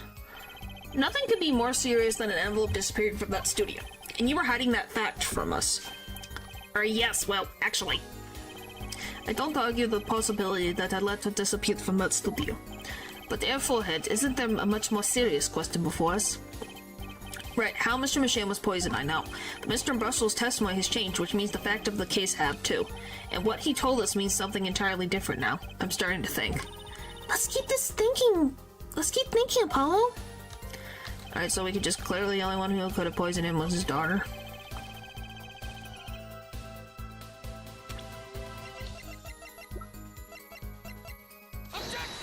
Nope, you won't take that either.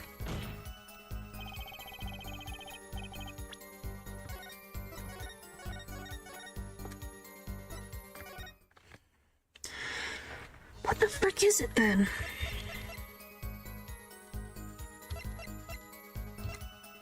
Because you won't take this.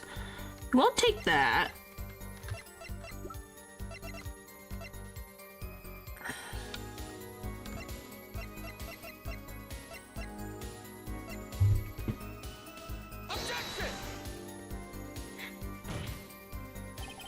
What the frick is it then?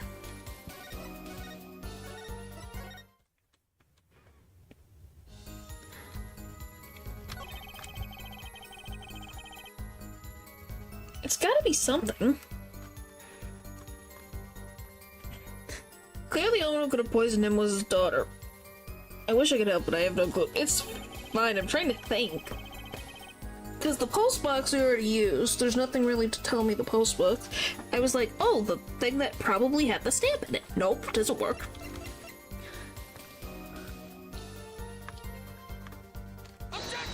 Nope, that don't work either.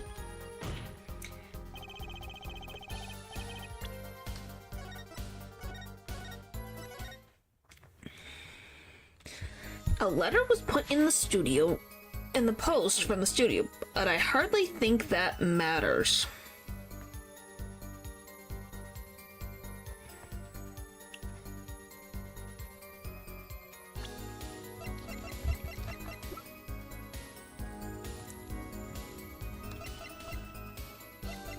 I don't know, maybe...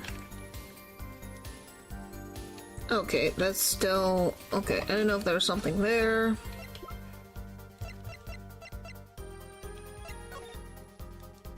Just give us the picture, okay.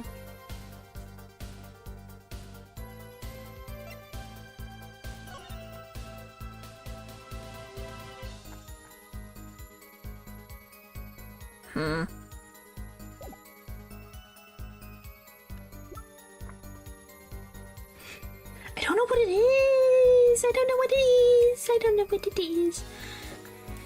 Because these aren't important.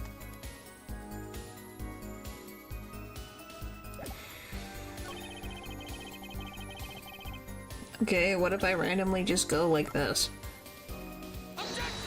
Nope. Let me try. That maybe. Maybe.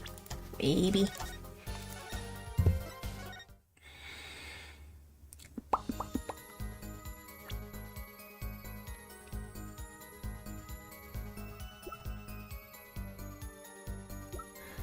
Let's try the post box. Nope. Nope. Said nope. Alright, we're just gonna be... Am I just gonna throw everything at him? See if it works. A letter disappeared from the crime scene that night. This is exactly the opening I've been looking for.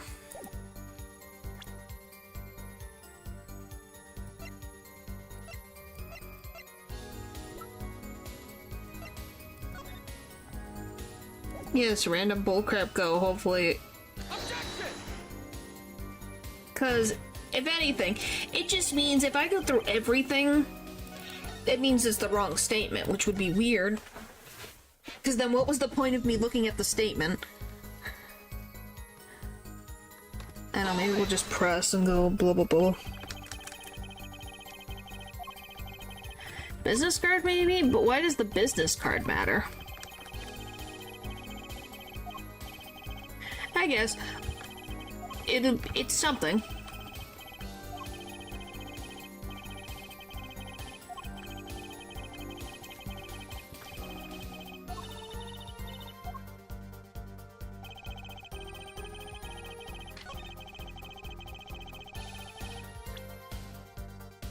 Let me just save just in case that somehow changes anything, but I don't think it does. Nope.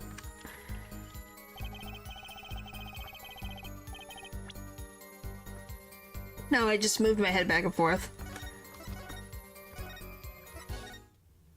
So it just looks like a jiggle dance. What could it be? It's not this, it's not this. It's not that, it's not that. If you tell me...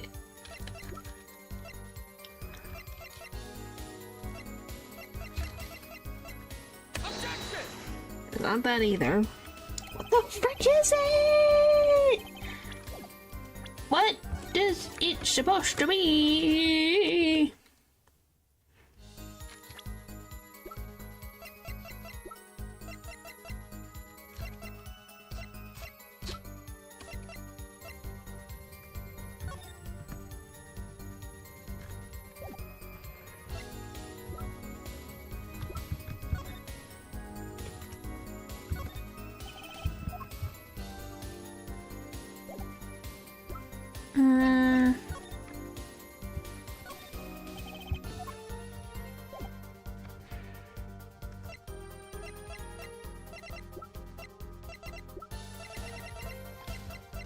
I don't get it. Alright, I give up. Fine. Internet, tell me what the answer is, because I don't get it.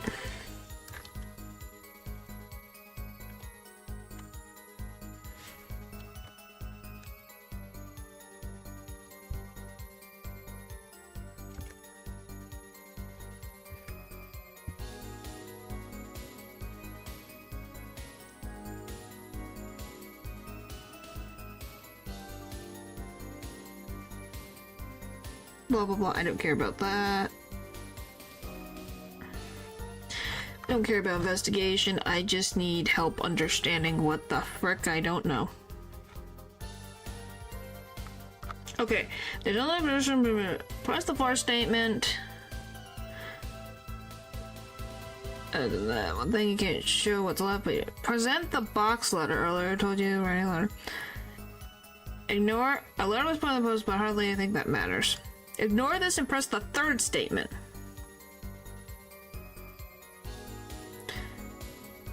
What the frick was the point then? So it really is a whole different frickin'.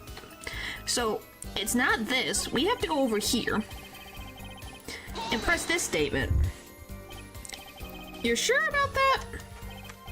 Well, to be really, really precise, I was gobbling mint candies the whole time. One of those candies might have been poisoned. Yet at the time of the autopsy, no fresh fragrance of mint filled the room. And no mint residue was found. It was a long shot anyway. Don't tell me you're still trying to prove this. You think the victim ate, drank, or otherwise ingested something other than coffee? Well, Mr. Justice, you have some proof? The possibility is there, I can feel it. Just maybe not prove it, not yet. It possibly isn't going to cut it, not now. Mr. Mashima ingested the poison via a route other than coffee. I can prove it. Proof is possible. Here goes nothing. Oh, the first guitar solo of the day. You do understand what we need, yeah? Proof, Ethelhead, not possibilities. Of course. And, Prosecutor Gavin, I hope you understand. I already give you that proof. What did you say? I have proof of the disappearing envelope. You saw him writing a letter, I did. I saw him writing a letter, I did. Which was picked up by the mailman, I assume. Of course, which means that envelope has a stamp on it. A stamp. Ah. As we all know, stamps come with dry glue on the back. In order to use the glue, you have to wet it by licking the stamp.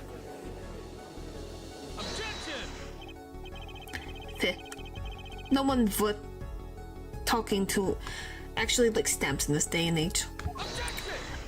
What do you mean? This man literally does everything by envelope. Even if you wanted to talk to him, you couldn't. He's dead after all. Okay, so he licked the stamp.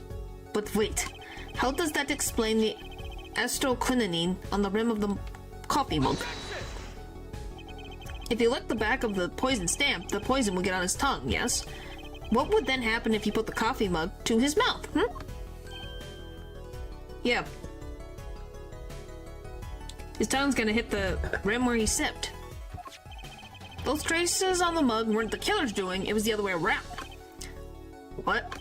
The coffee mug didn't poison Mr. Masham. Mr. Masham poisoned the coffee mug himself. Ba-dum-ching. Order, order, order. But that does it? Recall, if you would, astroquinine is a slow-acting poison, yes? The poison entered his body when he put the stamp on that envelope. But his time wasn't up until that very moment he touched his lips to that cup of joe.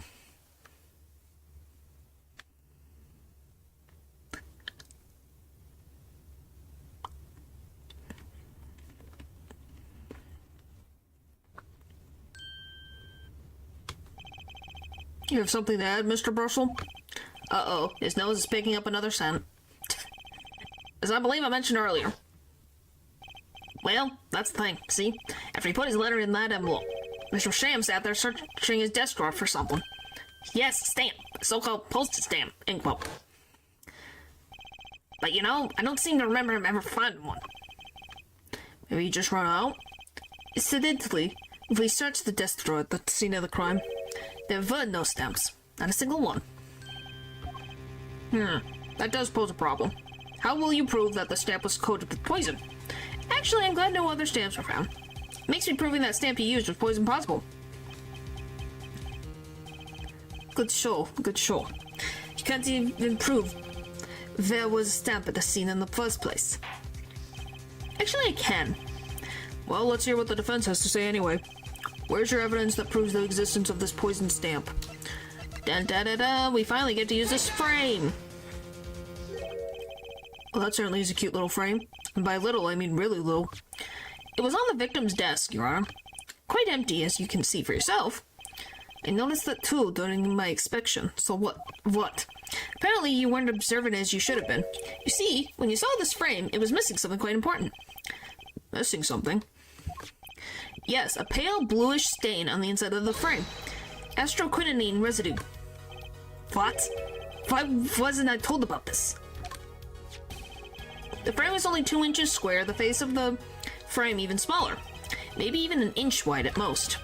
Do you want saying... Oh, but I am. Tell me, what fits in such a small frame? A commemorative stamp, perhaps? Yeah, see? I told you. It really is. And that's what I was theorizing. Like, wait, that's what that means. Order.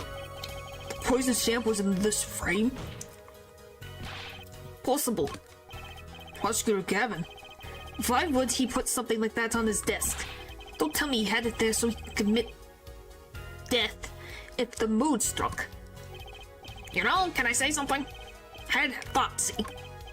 What, Mr. Purcell? And please stop jittering around like that. Yeah, stop being pushed around. Yep. The victim was a forger, right? There's a lot of money in the line of work. Forger's friends, makes enemies too. End quote.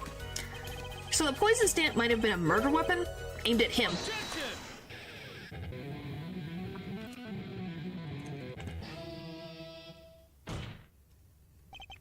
Oh, rich. That's rich. Leave the ridiculous flights of fancy to the Gavinia's song lyrics, please. Finally, something we agree on. The stamp was a murder weapon. Nonsense. Murder is a simple business. Why go to such lengths? No one. So that you don't get found? Because if you were there at the scene and someone sees you, you're gonna be suspected. Oh, I disagree. Come again? Recall, if you would, the victim's reclusive lifestyle. Drew Masham hid from the world. He avoided meetings. His only contact with the outside world was the mail. The mail. Now, if you wanted to kill someone you couldn't meet, but you knew read letters, a stamp would be the perfect weapon. Blondie ain't half as smart as he thinks he is. Well, yeah, I think in some instances he can be, and in other instances it goes way over his freaking head. Ridiculous. Where's your proof? I want proof. Show us evidence that this poison stamp was sent to him as a murder weapon. I might not have evidence, per se.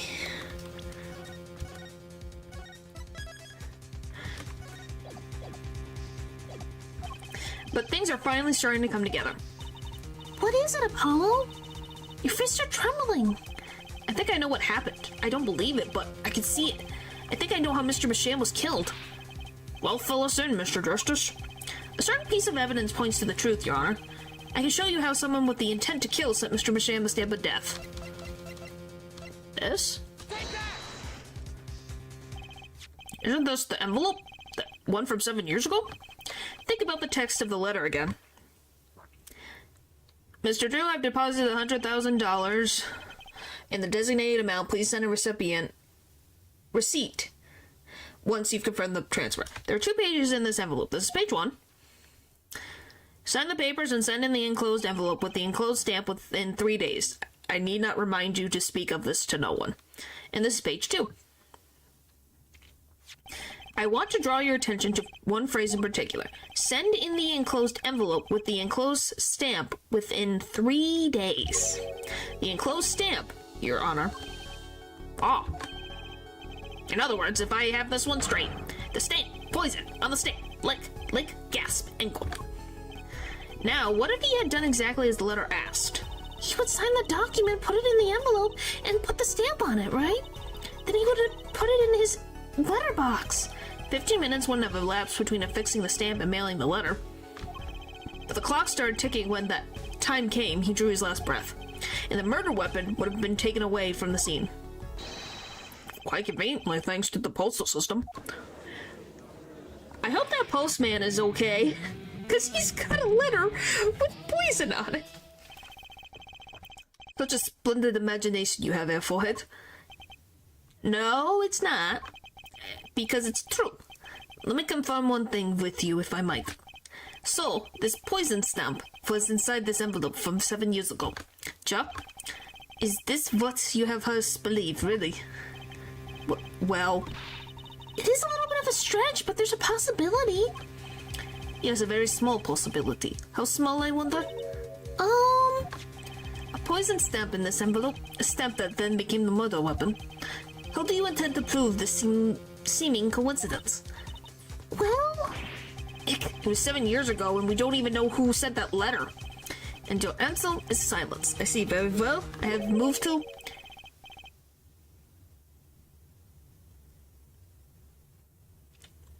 Oh boy! Who could this be? It's not nice to pick on the Fräulein, Clavier. His brother! His brother! What the frick was that? Why was he there? Why was his brother there? Emma. Sure. Well, like my Christoph Gavin impression, did I sound like him? Don't quit your day job. Don't you have a crime scene to be looking after, Fräulein Detective? Someone had to come dig you out of a mess you're making of this case. Mess? You know, none of this would happen if you just trusted in science a little more. You could find out if that stamp was in that envelope easy. Care to explain yourself, Fräulein Detective? Glare me all you want, but science is on my side. It's all in the residue, right? That's right, the poison detection spray. Produce the red envelope at once. You can open it on the authority of the court.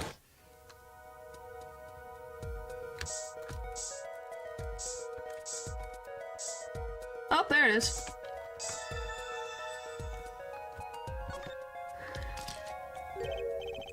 Wow, would you look at that? I'm mistaking it. That's estroquinine residue. Woo! I don't believe it. A murder weapon from the past. Now 7 years later, it bears its fangs at last.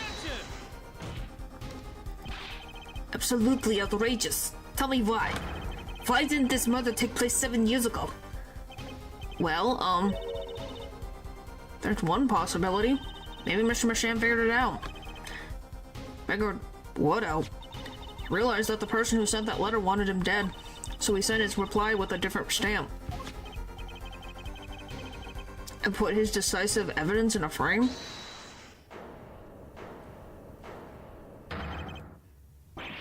You're still here? Can I make a statement on here, on the record? Spark, Razor 2 Russell, claim this scoop is mine. Drew Sham killed in cold blood. By center of 7-year-old letter, end quote. No, maybe something more succinct. Star follows after 7-year delay, end quote. Did he just forget in 7 years?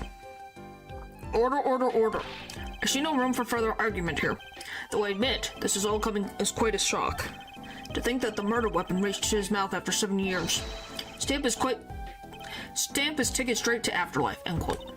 uh-oh, I think the witness is a bad influence on our judge.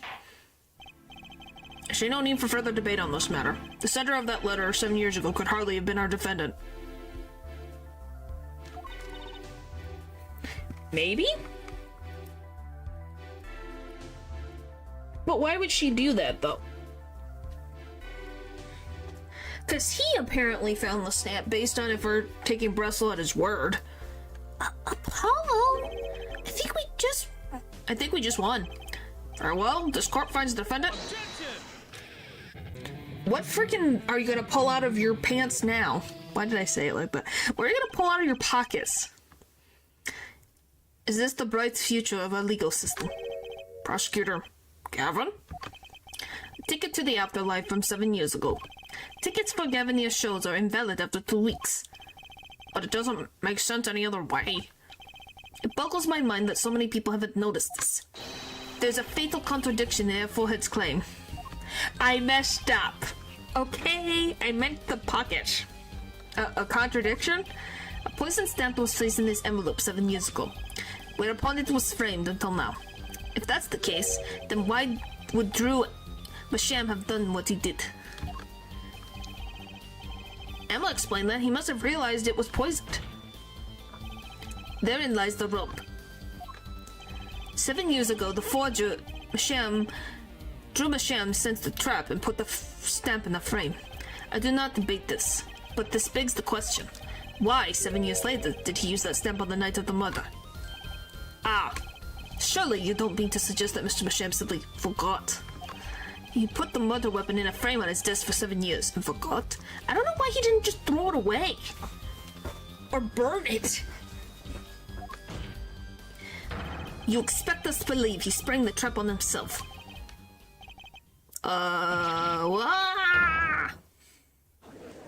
Maybe Val's right. Maybe she did accidentally give him the stamp.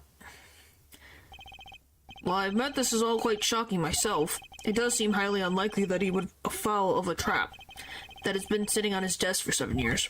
Apollo? I don't think we're winning anymore. I'm glad to see we're all back in the real world now. Welcome back to reality. We've been waiting for you. Oh boy. Okay, then how do you explain the poison stamp that was in this envelope? The poison stamp? What exactly is this poison stamp again? Have you brought it to court for us? I see no proof that such a thing ever existed. What about the astroquinine residue, huh? Oh, I agree, that does seem to be astroquinine residue. But, Airforehead, it's certainly no stamp. Now here's my question. Let's say he tries to go look for this. How the frick are they supposed to find where this frickin' envelope is? Is it categorized in the mail? Like, does it say, oh, Drew Masham delivered, once letter delivered to 123 Street. And that's the big thing I'm wondering. Yeah, but even if your precise poison stamp did exist, Drew Masham never would have used it. That is all. Irk. I believe we come to a conclusion again. Apollo? Were we wrong the whole time? I can't believe it. The poison traces match up. It can't be coincidence. I'd like to bring some conclusion to this issue sometime this year. Mr. Justice? Yes, Your Honor? Let's review the facts and see where we stand. 7 years ago, Drew Masham received a red envelope. There were traces of the poison astroquinine on the document inside that envelope. A similar trace was also found at the crime scene. They don't tend to keep track on what is delivered where. Well, if it's a package, yes. I just don't know about a letter. That's the thing. If it's papers, I guess it depends on the papers. Privacy, you know? Well, they would make sure that, like, if it's heavy and dense, it might have to be put down of what it is. But if he could just put it in the thing and it went away, I wouldn't think so, because it's not a package. So that's the only thing. I don't think they would look with a letter.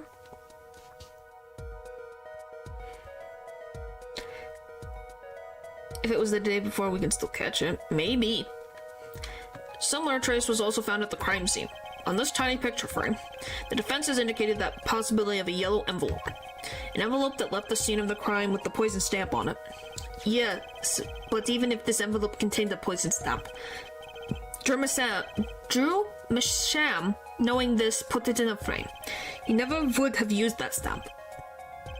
I'm afraid you're right. Which means there is a fatal flaw in the defense's case.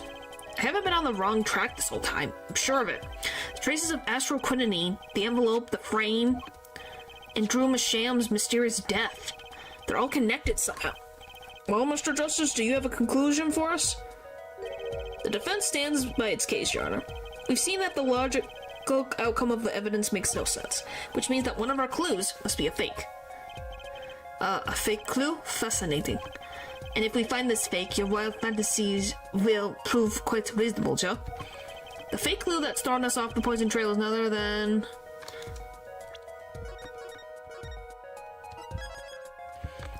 Well, we know the envelope is yellow.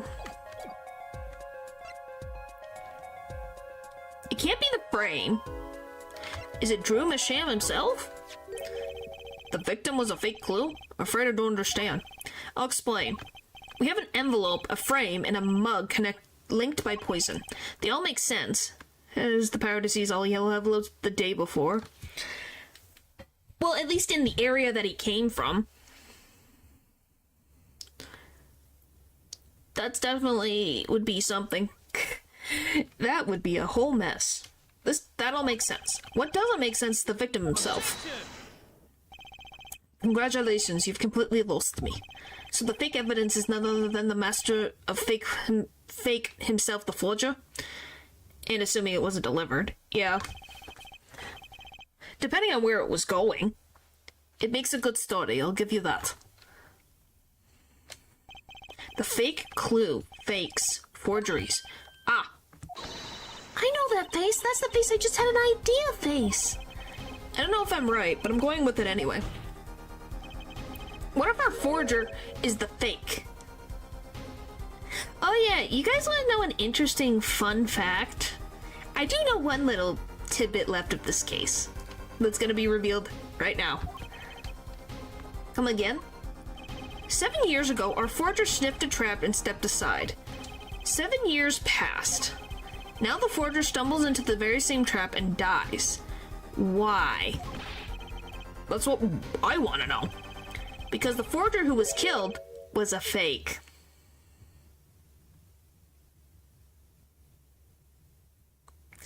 I wonder if you guys can figure it out now.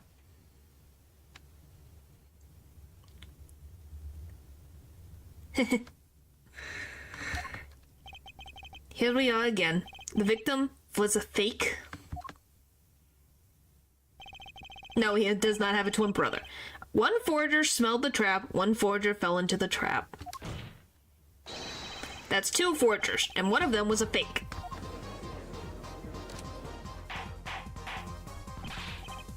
Order, order, order. So you are telling us that Drew Masham, the victim, was a fake. Well, if he was the fake, who, his daughter partakes in the forging. Correct! She is the actual forger. Correct. Well, if he was the fake, who was the real forger? You better not be claiming there was some kind of switcheroo. I'm afraid you're going to have to back up your story. Mr. Justice, show us just who the real Drew Masham was. If Drew Masham wasn't the real forger, there's only one other person it could have been. Understood, Your Honor.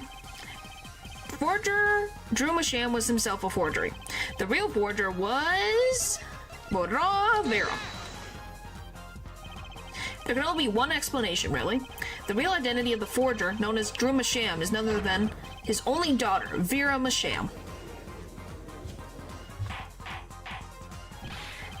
Order, order, order. Mr. Justice, this is going out on a limb even for you. I kind of agree. I mean, Vera, forger? Let's consider it before you write it off entirely. If you look at the paintings in the studio, one fact becomes quite clear. Forgery had been taking place in the studio for quite some time. Yes, he is. The forger wasn't caught in that trap 7 years ago. This can only mean that the man who was caught in the trap wasn't the forger. Well, actually, that does make a certain kind of sense. One more thing. Only 2 sets of fingerprints were found in the forger's studio. Drew Masham's and Vera Masham's. If we know that Drew Masham wasn't the forger, that leaves only one possibility. By process of elimination, the forger was Vera Masham. Well,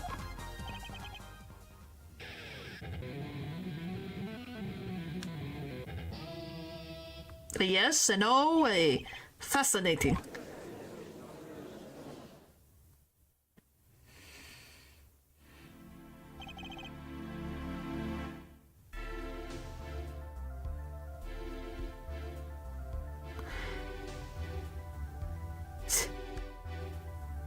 Vera Masham, you've been paying attention to the trial so far. Let's just ask her and be done with it, shall we? Who are you? Who is the forger, Drew Masham?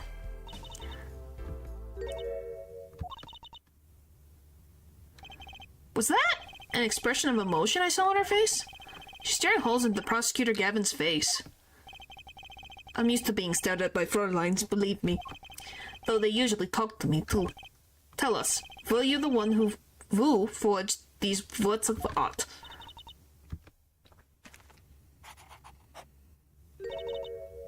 Yes. So the forger drew Michelle was you? Yes, it was me. What? How old is she? How old is she? She's 19. 18, 17, 16, 17, 18. So he's been having her. So she's been forging since she was 13. At least. Wow. The court was in an uproar and it wasn't coming down. We had to break for a 10-minute recess. Guys. She's been forging since she was 13. Holy frick.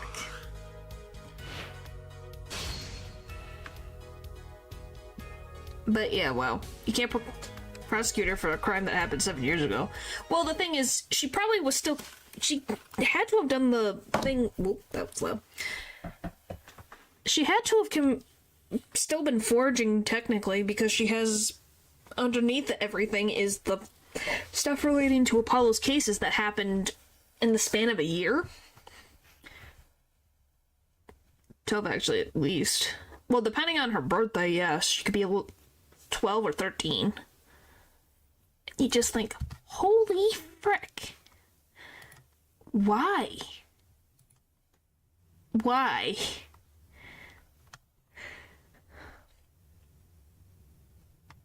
And I'm guessing the only reason why her father's name was on everything is because she was a minor at the time.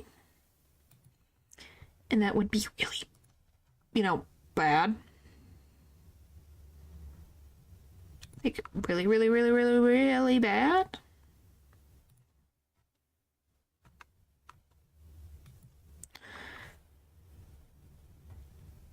Oh my goodness. But yeah. Definitely gonna be interesting. Alright, well, I'm going to end for tonight. So, what's the saying? I don't know. What is the saying? What is the saying? What goes around comes around? Karma? Who knows what else? There's probably something else that I can't think of right now. Guilty of stupidity, innocent of murder. Yes. Alright. Thank you guys for watching the stream. And I'll see you guys next time. Bye! Stream's gonna be longer, shorter tomorrow. Probably will be shorter, depending on how long it takes me to draw the thing. The outfit, we'll see. Alright, bye!